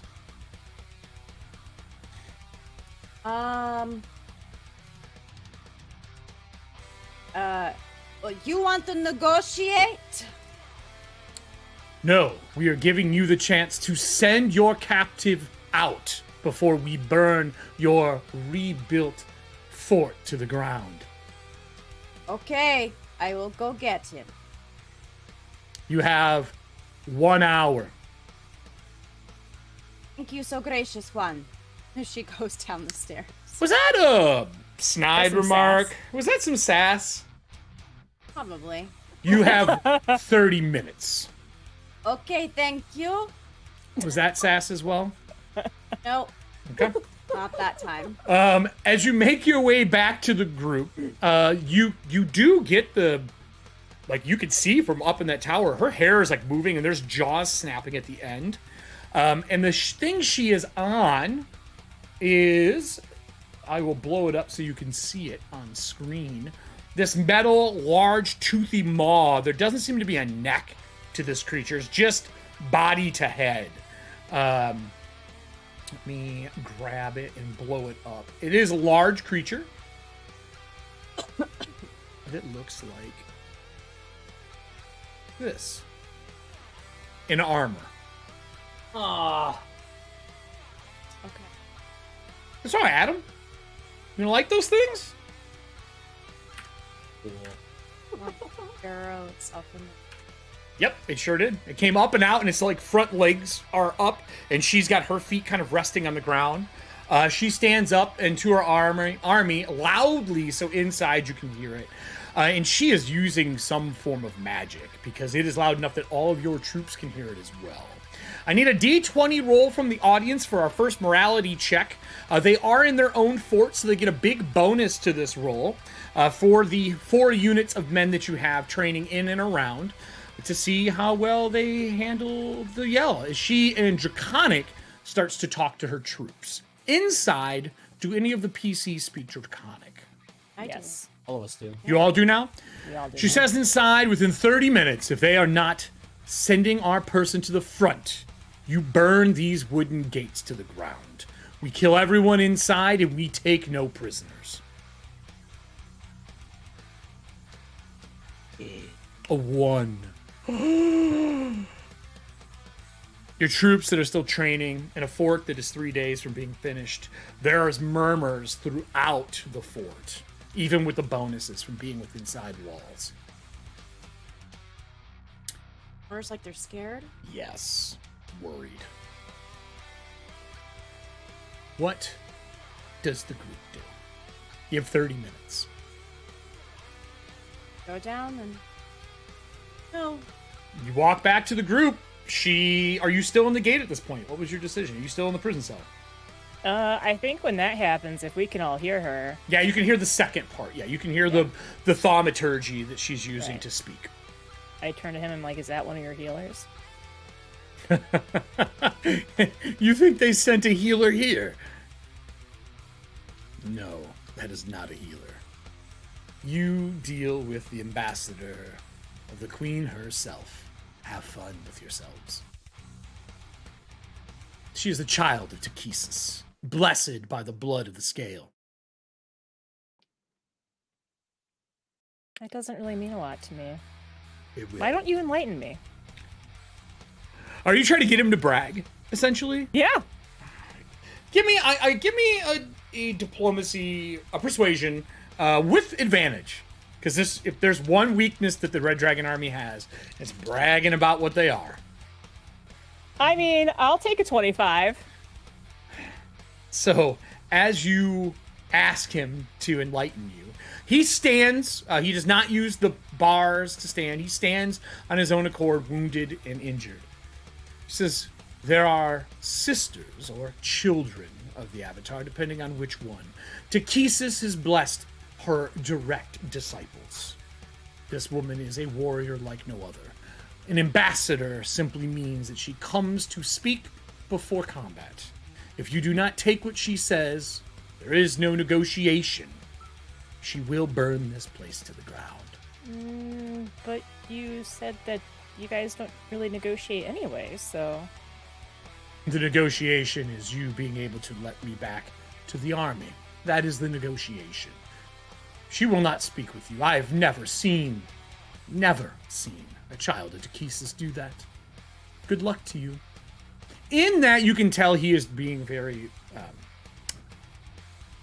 he's probably never actually seen this woman or seen her talk. He just knows the myth and legend of people who are apparently disciples or touched by Ttrpgfamily. But someone said in the chat, a Medusa with dragon heads? Yes, that's pretty much what they look like. Good luck. You might as well let me out now. Bring me to the gate. They might leave if you're quick enough. You'd have those extra weeks to move your men or decide to join us. She would be happy for you all to join us. The power you would get is immeasurable. And how come you don't have it? I'm still earning my place. How long does it take to... Thinking about it. Sure you are. Sure you are. He doesn't answer. But this... He's young. If it's time, he doesn't got it. He hasn't earned it. He's in his early 20s. He has no feats of victory or anything like that under his belt. His armor doesn't show that he's a commander. He went and got... That horse went and said, let's go get the son of the old rider. I know where that fucking idiot is. That's what that horse did. She said 30 minutes is not a long time. Not a lot of time at all. The gear flies back down. As soon as you let him go, we have no leverage. Well, I don't really think we have any leverage anyway. I mean, your father... I turned him like, your father's dead, so it's not like he's going to bargain to get you back. What do you mean he's dead? He died here. The horse walks by and side-eyes him again. He died here before we got here. Horse! Did that fucking horse kill my father? No, but his grave... The horse nods, stamps once. Oh, okay. Well, maybe he did. I don't know. Goes, is it talking to me? That happens, and I'm like, okay, you know what? Maybe he did. I don't know. We saw his corpse in the... I mean, his grave's right there. The guy goes, he finishes the last shovel. But, like, so we may be asshole torturing people, but we do respect the dead and we do bury them, or however they dispose of them in Dragonlance. So we would have been like, hey, you know... He's like, grave's dug right next to his dad's, right? And the soldier, like, gives you the wink and, like, walks by. Right. I'm like, I mean, he's right there. 30 minutes. We found him here. Let me go. I'll put a good word in for you. I'm sure you will. Magic is highly sought after for the army of the Red Dragon. You might as well join. I could even tell her to come in and speak with you. Maybe you can negotiate a place in the army. Because we're taking this fort either as is or ablaze. This guy's just doing everything he can to make it out of the prison cell. What does the group want to do? This guy's really got no other information to give you. He's not high on the totem pole, but it did get an ambassador sent here. I'm gonna use Subtle Spell just to cast Detect Magic so he can't, like, try and interrupt me with some, you know, bullshit if he's got, like, Mage Slayer or whatever. Sure. Does he have anything on him that's magical? All of his weapons are taken off of him. They are against the back of the building. Nothing over their clothes. Nothing. Anything on him? The hoof print. Okay. I would need a spellcraft for that. I'll do Arcana. Okay. For the hoof print. That's a 15. It is a symbol of marking or tracking, so he can find the person if they get away. Good. It's a glyph. That's good. Now you know why. It's good. So like 15 you see, intelligent horse. you see Adriel, and she's looking at it, and then she looks at the group, and she's like, you know what? Maybe we can clean him up and let him go home with the ambassador, and we'll just see what happens from there. Are you? And I say that in front of him. He's like, that would be the smart decision to do as someone who does not worship Takesis. At least I don't see any holy symbols on you to Paladine or one of the weaker gods. They would not stand for that. And I know none of you wear a Paladine symbol. Do you walk away from the cage, and how do you all want to handle this? I look at the guy, I'm like, hold that thought. Maybe you won't be sleeping next to your dad tonight. And I leave. Wow. Okay. And I throw him a wink. He stands, doesn't say anything. Probably grunts a little bit, because now that you're walking away, you see the shoulders sag a little bit. Like, he's wounded. And he kind of slowly sits down on the ground. The soldier who dug the grave says, we'll keep an eye, ma'am, and make sure that they stay here.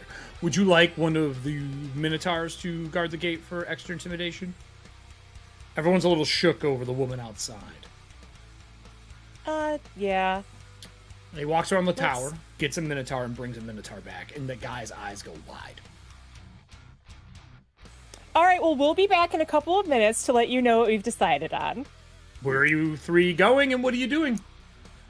I'll tell you what. I'll tell you what. I will let you all discuss it without me here. What? I'll let you discuss it. You guys can discuss with the audience. The audience can be the army and how you want to handle this. Because if you decide to politically sabotage me and stab this woman and kill her, because I know people have been raring to do that, you can do that. I will be right back.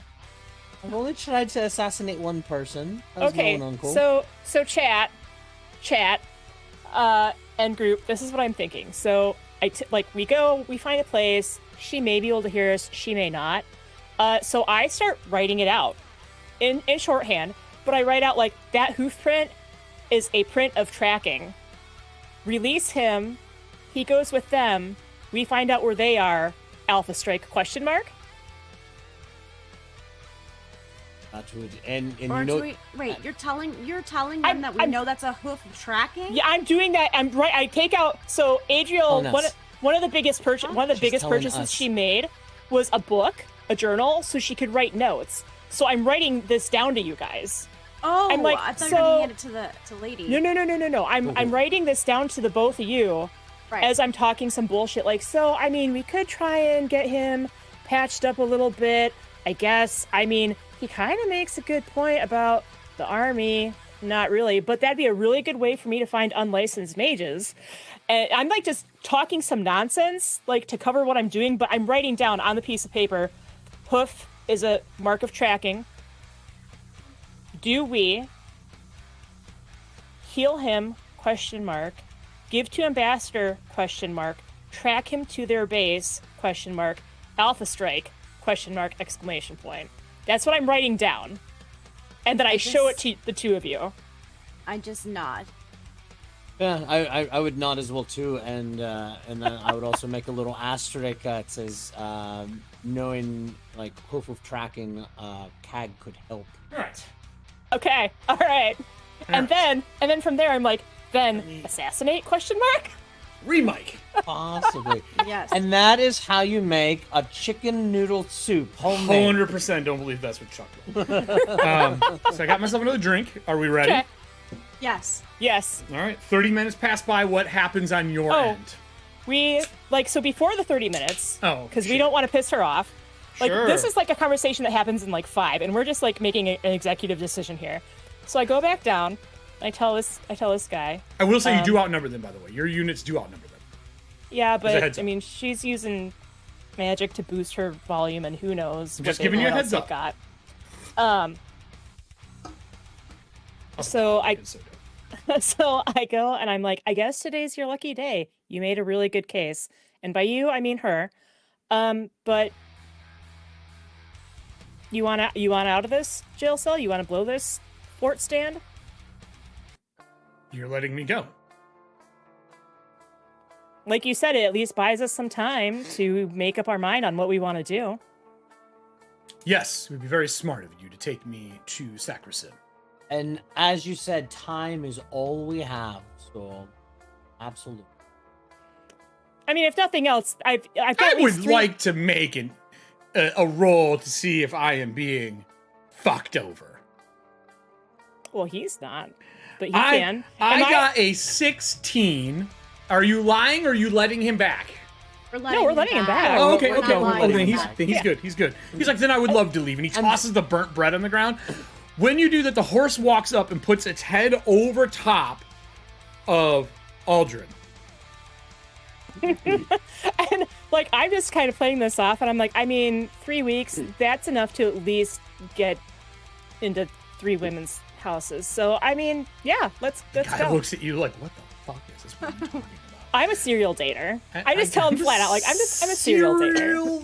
Hey, do you think that the ambassador is single? Like, as we're walking him. Now he's beyond confused. He has no idea what to think. You walk to the front gate. You know what? Thank you for stopping by Fort Dyer. We hope you come back soon.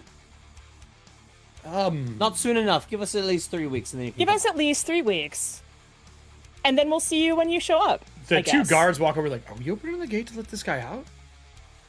Yes. Oh, okay. So sure enough, are you going to yell down from the tower and say, "Hey, we're bringing out"? Yes. Yeah. All right. So who's doing it? I will probably. So you're in the tower. When you get up there, no, I was gonna walk him out. Like I don't. Oh, you're gonna open the gate and just walk him out. Okay, that's what I wanted to know. So when you open the gate and walk out, she is sitting on top of this odd-looking creature of metal and earth. Does it look like something similar to what we fought at the farmhouse? No, not at all. It has got it looks like the skin on it has been painted red, like markings. The armor looks the same. Very that shiny chrome look to it. So we got some barding on it. Excellent. Yeah, it does. Yeah. Okay. And she, seeing you open the gates, the army splits, and she walks up just like the formation that is outside right now. And she says, "So then, are you giving back our lieutenant?" You're a lieutenant? Oh, that's... Wow, we're on the same... Wow, congratulations, man. And I just, like, pat him on the back. I'm like, yes, we're giving your lieutenant back. I'm sorry, I didn't know that we shared the same rank. Apologies. He doesn't really know what to do right now. He's so afraid he's either gonna die outside or inside at this point. Right. Well then. I'm like, you're free to go, man. He looks to you. Ire. Looks to her. Lieutenant Ire. Looks to her. You were so, and I'm just like, I mean, you seemed really emphatic and excited about going back with them. This is what you wanted, right? Yes, of course. I'm a lieutenant of the Red Dragon Army. She goes, "Excellent, please take rank, And he, like, walks over to the left-hand side and stands next to a gentleman who's in red and black. He is different. Like, there's the 5-headed dragon symbol, and in the center of it, there is about a flame. He's the only one who's dressed slightly different than the rest, and obviously Sacrosanct. And she goes, "We are to raid you in 2 weeks' time. I recommend you join the Red Dragon Army, or you are not in the fort as we take it back. That is a fair warning to you for letting our lieutenant go." A fair warning to you, and this is Adriel, like, again, being honest. Yeah, sure. Let's get into the diplomacy game. What could go wrong? If you take this place back, regardless of how it happens, you really do need to keep the fires lit. The fire's lit. Yes. She looks to like a soldier on the right, and he goes. And she goes, "You did not tell me anything about fires being lit when you raided this place originally." He's like, "I was here but left immediately." When he says that, one of the heads on her hair slither down and latch onto his shoulder pauldron, but they don't bite him. And the guy looks scared for his life. And then I turn to Ire and I'm like, when I told you that your father died, I think the spirits here killed him. That's what I was trying to tell you. The horse stamps twice. I said, I'm assuming, like, and I I know. just say, like, I'm not. They don't know who like, right. She doesn't know who the horse is. Right. So, but I tell him that, like, I mean, and if it wasn't one of the spirits guarding the place, then it might have been the larger spirit that demands the fire sacrifice. But that's what I was trying to tell you. The larger spirit. Yeah. She side-eyes the guy again. You see another head go down and grab the other pauldron, and he like shakes his head. I'm like sorry, this has been done before. Like I'm sorry, miss. I'm just like you said. You're giving us fair warning. I'm giving you fair warning if you take this place away. And I'm taking the words you were saying to heart. Okay, so that tower right there, and I'm pointing. The one that's ablaze right now? Right. That needs to stay on fire. Excellent. Then you will vacate in 2 weeks or join us? One of the two options, yes. Now's your chance to speak to an ambassador of Ttrpgfamily. Without me here, there will be no conversation.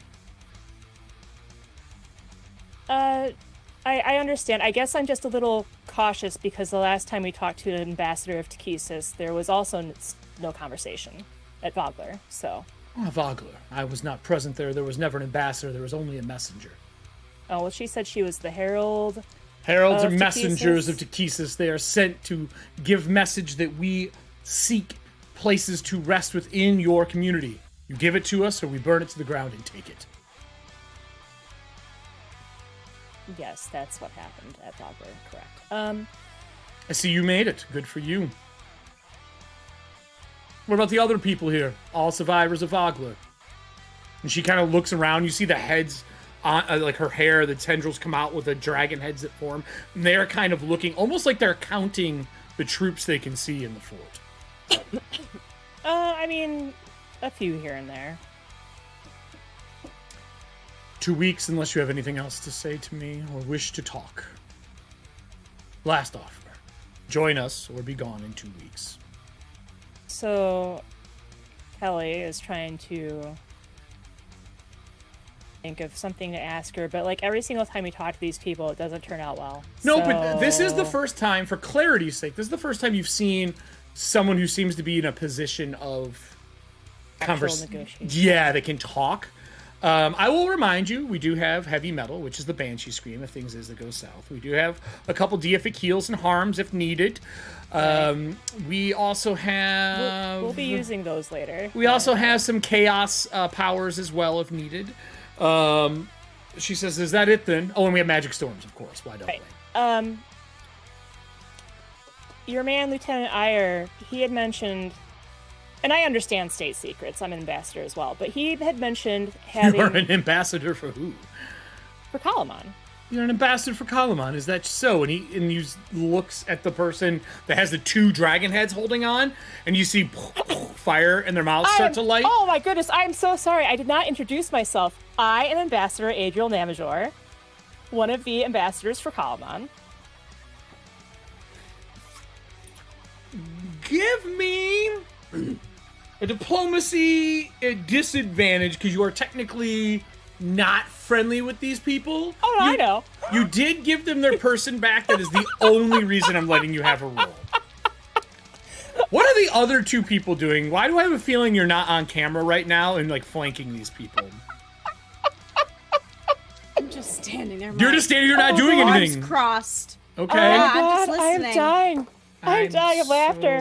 Thought Okay. you were flanking me and all my people were going to die. I got two 17s, so it's a 25. I'm just like, apologies. I'm Ambassador Adriel Namashore. Kicks a leg Very nice over to meet you. and slides down the saddle towards the person she has gripped with two of the dragon necks. And she stands behind him. She's 7 foot tall. Oh. Old lady.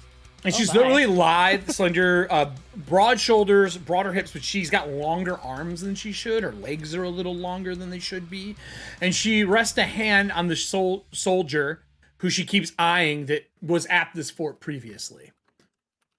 So, if you are an ambassador for Capwn, how about we go to Capwn and speak? I wasn't supposed to be there for a few months, but I would be happy to join now. There's a lot of partying going on, actually. You might be better off coming back in a couple of months. Partying? Yeah. Oh, yeah. Didn't you hear that the governor recovered from his illness, and he's gained? It's almost like he's a younger person again. What's your passive sense motive for the three of you? You guys, I put it Passive, just 10 plus your total skill. Mine is a 15. Guys, I put it in chat, but I'm stalling so you two can hash a plan on like how we're gonna do the rest of it. To be honest, I don't know. Okay. Sense motive. It'd be insight. Insight. Sense motive falls under insight, yeah. My passive is 18. 14. 15. She seems perturbed that the governor is still around. Like, that was not how that should have went. Well, the governor fell ill, is the rumors that we had heard. Yeah, it was like some sort of curse, but it broke, and like I said, it's almost like he's a younger man again. He's full of vim and vigor. Lots of celebrating in the capital. She steps around the gentleman, and as she gets like just around him, he bursts into flames as the two heads ignite him on fire. I was just being helpful and giving her information that's actually accurate. Is there anything else we should discuss today? And the two heads move to the next soldier. And the guy's like, I wasn't at the fort. Let's see. Yeah. Flames, because this place is haunted by numerous spirits. Governor's young again. Nice try. Well, I didn't say he's young. I'm just it's almost like he's a younger man. It's like he gained a bunch of vim and vigor. Fucking bullshit. Anything else? I just want to know what the other two are doing. They're too quiet, and I am worried. They're watching me bullshit. I'm trying to get them to give plans. That's true. That's what is the goal? Are you two? Is the three of you just trying to get her to leave with the person, or are you actually wanting to invite her in to talk? No, like so. No, we've been. Kelly's been talking to just her. making sure. Why did I? Okay, so do you want to hear our plan, Eric? Nope. Is anyone casting a spell? Is there any checks I should make? Okay, that's what I want to know. Right I was expecting call lightning and a storm. No, and... we're honestly giving them. I don't need it no more. Their... Nope, that's it. I was afraid that S-Tide was like, and call lightning strikes her in the face. That's what I was waiting for. I mean, S-Tide at one point where she's sitting there and you said her hair moves. From her perspective, looking at Kelly's character, you see S-Tide kind of like pop around the gate, so it almost looks like she has like a little scraggly hair as well too, and he's just like leaning up against the gate, like watching and listening. Is there anything else we should know before we part ways and see you in 2 weeks? I feel bad that you didn't know all this information. Yeah, no, I mean that's. I guess that's where I was going. Like, I heard that you had people higher up. That's what Ire had mentioned, and I was honestly going to try and trick you into giving up some of that information, but it's not worth it. Trick me into giving up one information. We are taking Capwn in his land. There's no I mean trickery. about the people that he was talking about who are embedded that we don't even know, but it seems like you weren't necessarily knowledgeable about what's going on in Capwn, so he's got to be false. I mean, I mean, he did the best he could. We were asking him questions in jail. What are your rules for how XO23 is handled? Is he to be seen by other people? I feel like that might or is be it part minimized? of ours. Is he like off to the side of the fence talking to you telepathically? Because they speak with telepathy. Oh, that's right. Telepathically. 34. Yeah, I think we're the secret council. We're not going to have this guy just flying around being a badass. Wait, so your fort knows about him, I would assume. Well, yeah, because they saw him fly. Wait, he's not like, all right, so right. He would whisper, what did he get on the wall? He would go, I believe she just arrived. I don't think she knows anything about what's happening in the area, and all we're doing is feeding her information. And I reply telepathically, that's fine, because that won't matter much longer. Then continue. Okay. I'm like, that's all I've got. I mean, like I said, I just thought you were in the know. I was trying to figure out who your sources were. Apologies. I'll see you in 2 weeks. Yeah? Make a decision by then. She walks back. 2 weeks. I just turned to, like, as I was walking away, I'm like, hey, could you put in a good word with me, with her, in case... She stops before she mounts back up. You're very striking. The hair pulls down off of the person she was going to ignite if something else was wrong. She steps up and back onto the mount as it kind of slides into the ground a little bit.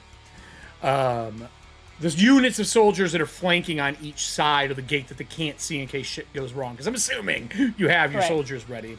Right.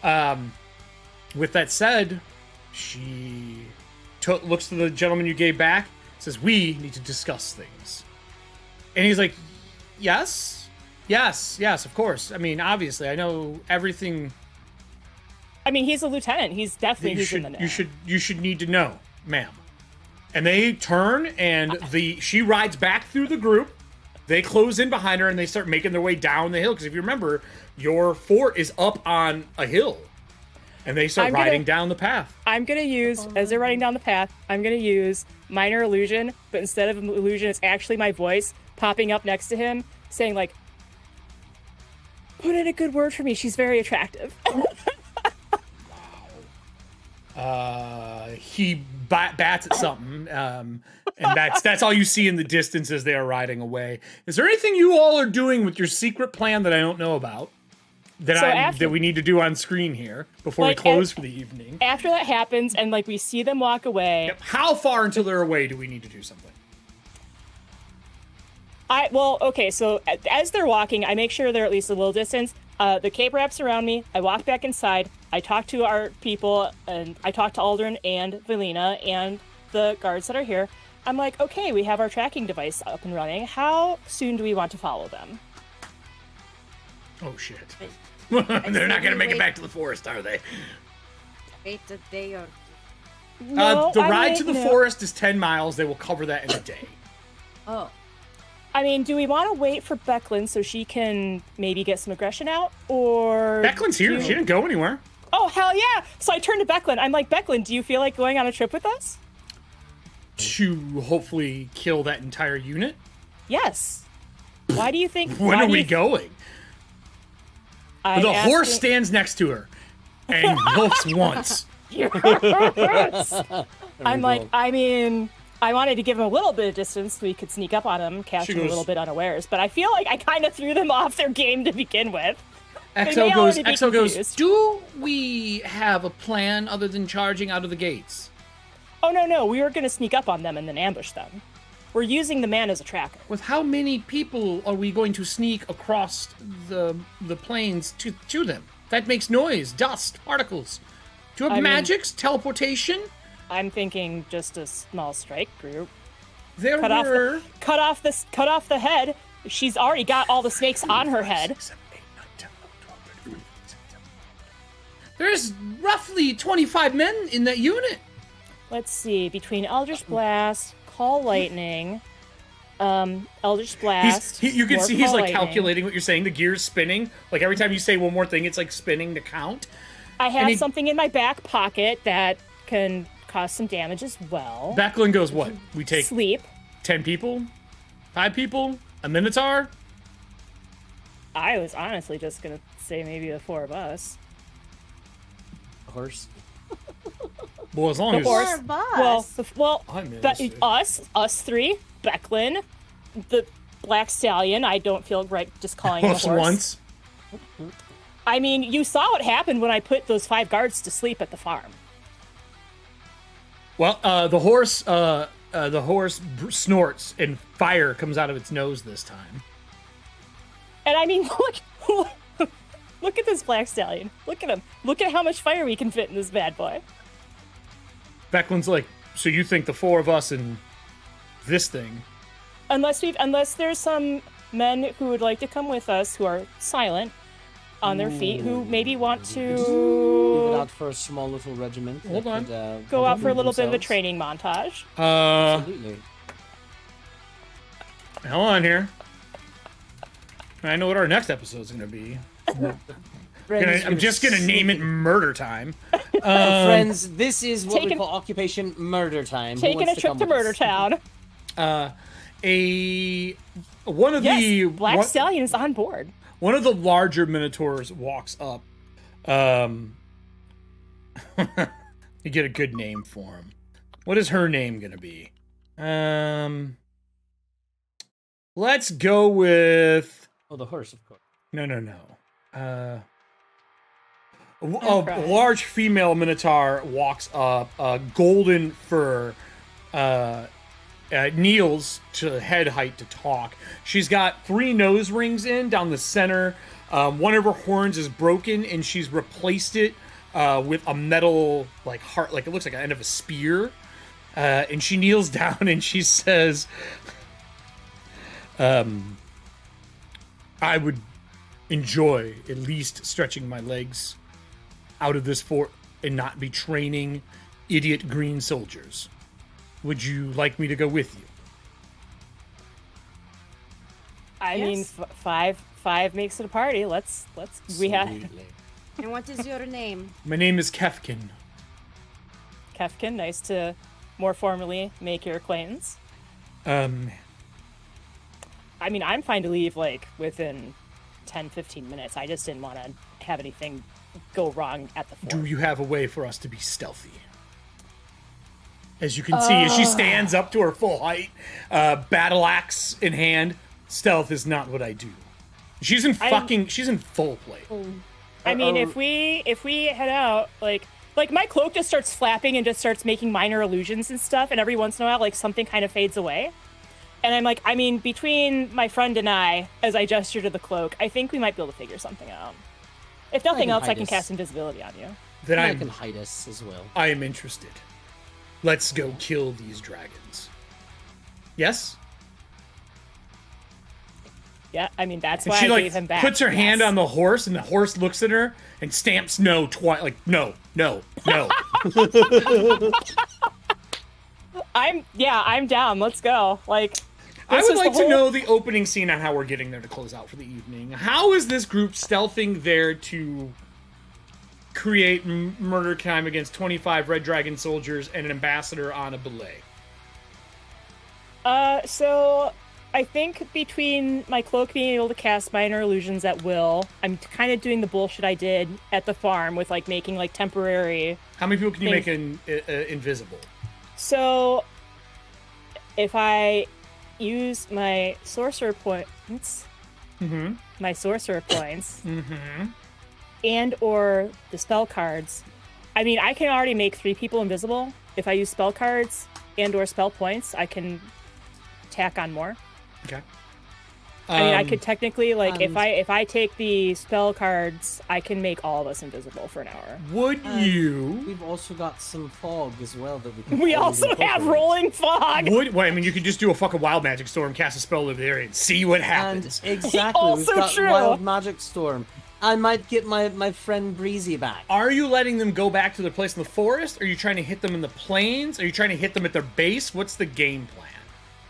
Are you going to give them a couple days? Be like, oh, let's wait the 5 days till our fort's finished and we'll sneak out. Or are you going to do this before your days are up? Which is fine. I'm fine with that.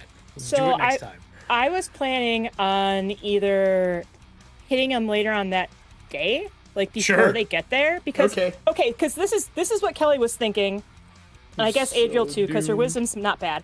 So I was thinking, we let them go a little bit. We follow them until we can kind of get a little bit closer to their base, and then we jump them, hopefully successfully kill them. Then we go to their base, see what's going on at the base, and depending on who's there, possibly wipe that out too. Is this too ambitious? Like, as they're talking about, like, as they're packing, Adriel's like, does this sound too ambitious, guys? I mean, Captain's like, no, sounds like fun. I like fun. Are there glyphs? Glyphs. Well, we'll find out as we head over there. I like fun. I think we go and we murder. Would you like the rest of the unit to come? I don't know if I can make everyone invisible. It's gonna be...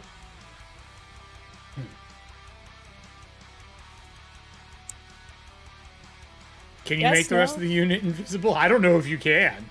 I would have to blow a lot of points. Spell parts. Dude, there's so many people in a unit. And it's only a D4 unit, but it's still a lot of guys. No. That's so like 20. That's why I'm like, that's why I wanted to keep it like a small strike force. Oh, well then just me is fine.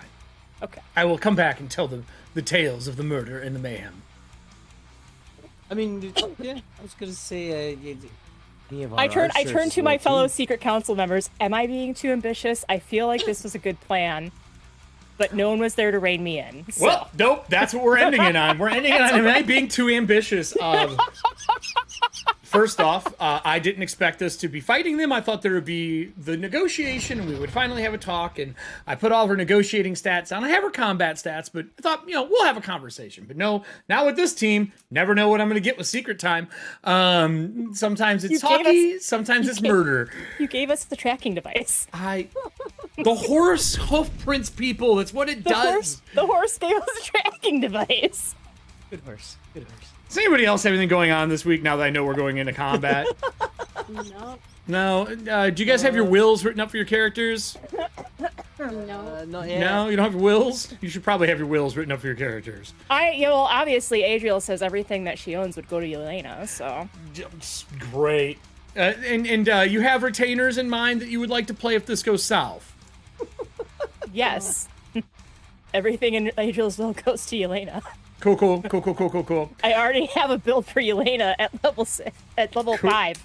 Cool. So that's great. Well, everybody, we'll talk off camera about your political plan and see if this is doable. I am worried that 6 people in a horse may not be enough. Sorry, take that back.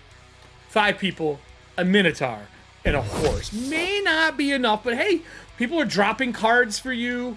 What could go wrong? And it's perfect because this month we have an extra Monday and an extra Tuesday this month. So we'll fill it with whatever the fuck you guys are planning on doing next week. I will get you a map to look at. I'll let you pick an area that you want, and we'll kind of set all this up for next week.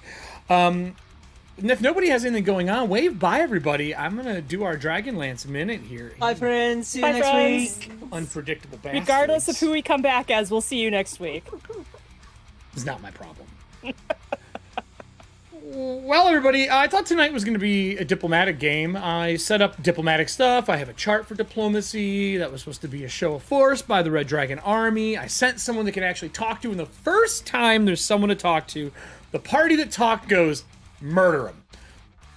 So next time we play, we'll be fighting a blessed child of Tchesis against a group of soldiers with a red robe, an old warrior, a messenger, an old knight who's retired, a minotaur, and a nightmare. I mean a horse. So... what could go wrong, everybody? What could go wrong? Thank you for everybody who played cards tonight, and the new cards have been played. Thank you so much. You see how they are played on stream. If you're not in our Discord, please join our Discord as well. In chat, I'm going to put it up right now. We talk about stuff in the Discord, and our Living Athontia game starts up this Friday. This Friday, there will be spots for Living Athontia. If Discord didn't pop up, can someone put that in for me? I think I spelled it wrong. If you don't know what Living Athontia is, it's your chance to play Pathfinder 2E in my world with Soulpunk Victorian Horror. Sometimes guest stars come from people who are on cast for the shows. but you can come, pick up StreamLoot cards, pick your seat, and play. I'll be putting that up later this evening for those who want to join. Those who do not have characters, because they were not around for Twitch, I said I would find a way to be able to help you two people come in. I got an idea.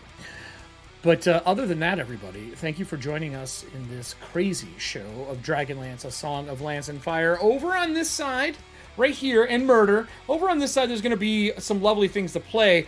This month on Watching Paint Dry, we are raffling off Book Nook from Works of Whimsy. If you haven't seen that, also in our Discord. This side is click the bell to join. We're trying to get to 1,000. When we get to 1,000, I'm not giving out just one, but 2 dice sets to somebody. And they're getting Season 1 and Season 2 Athantia dice that are no longer in production. And everyone is still whispering in the background. So with that, everyone, thank you. And we'll see you tomorrow at 7:30 p.m. for Tuesday's group, The Heroes of Vogler. You know, there's a Sphere of Annihilation out on that show. What the fuck could go wrong? See you guys next time. I can't plan this shit, everybody.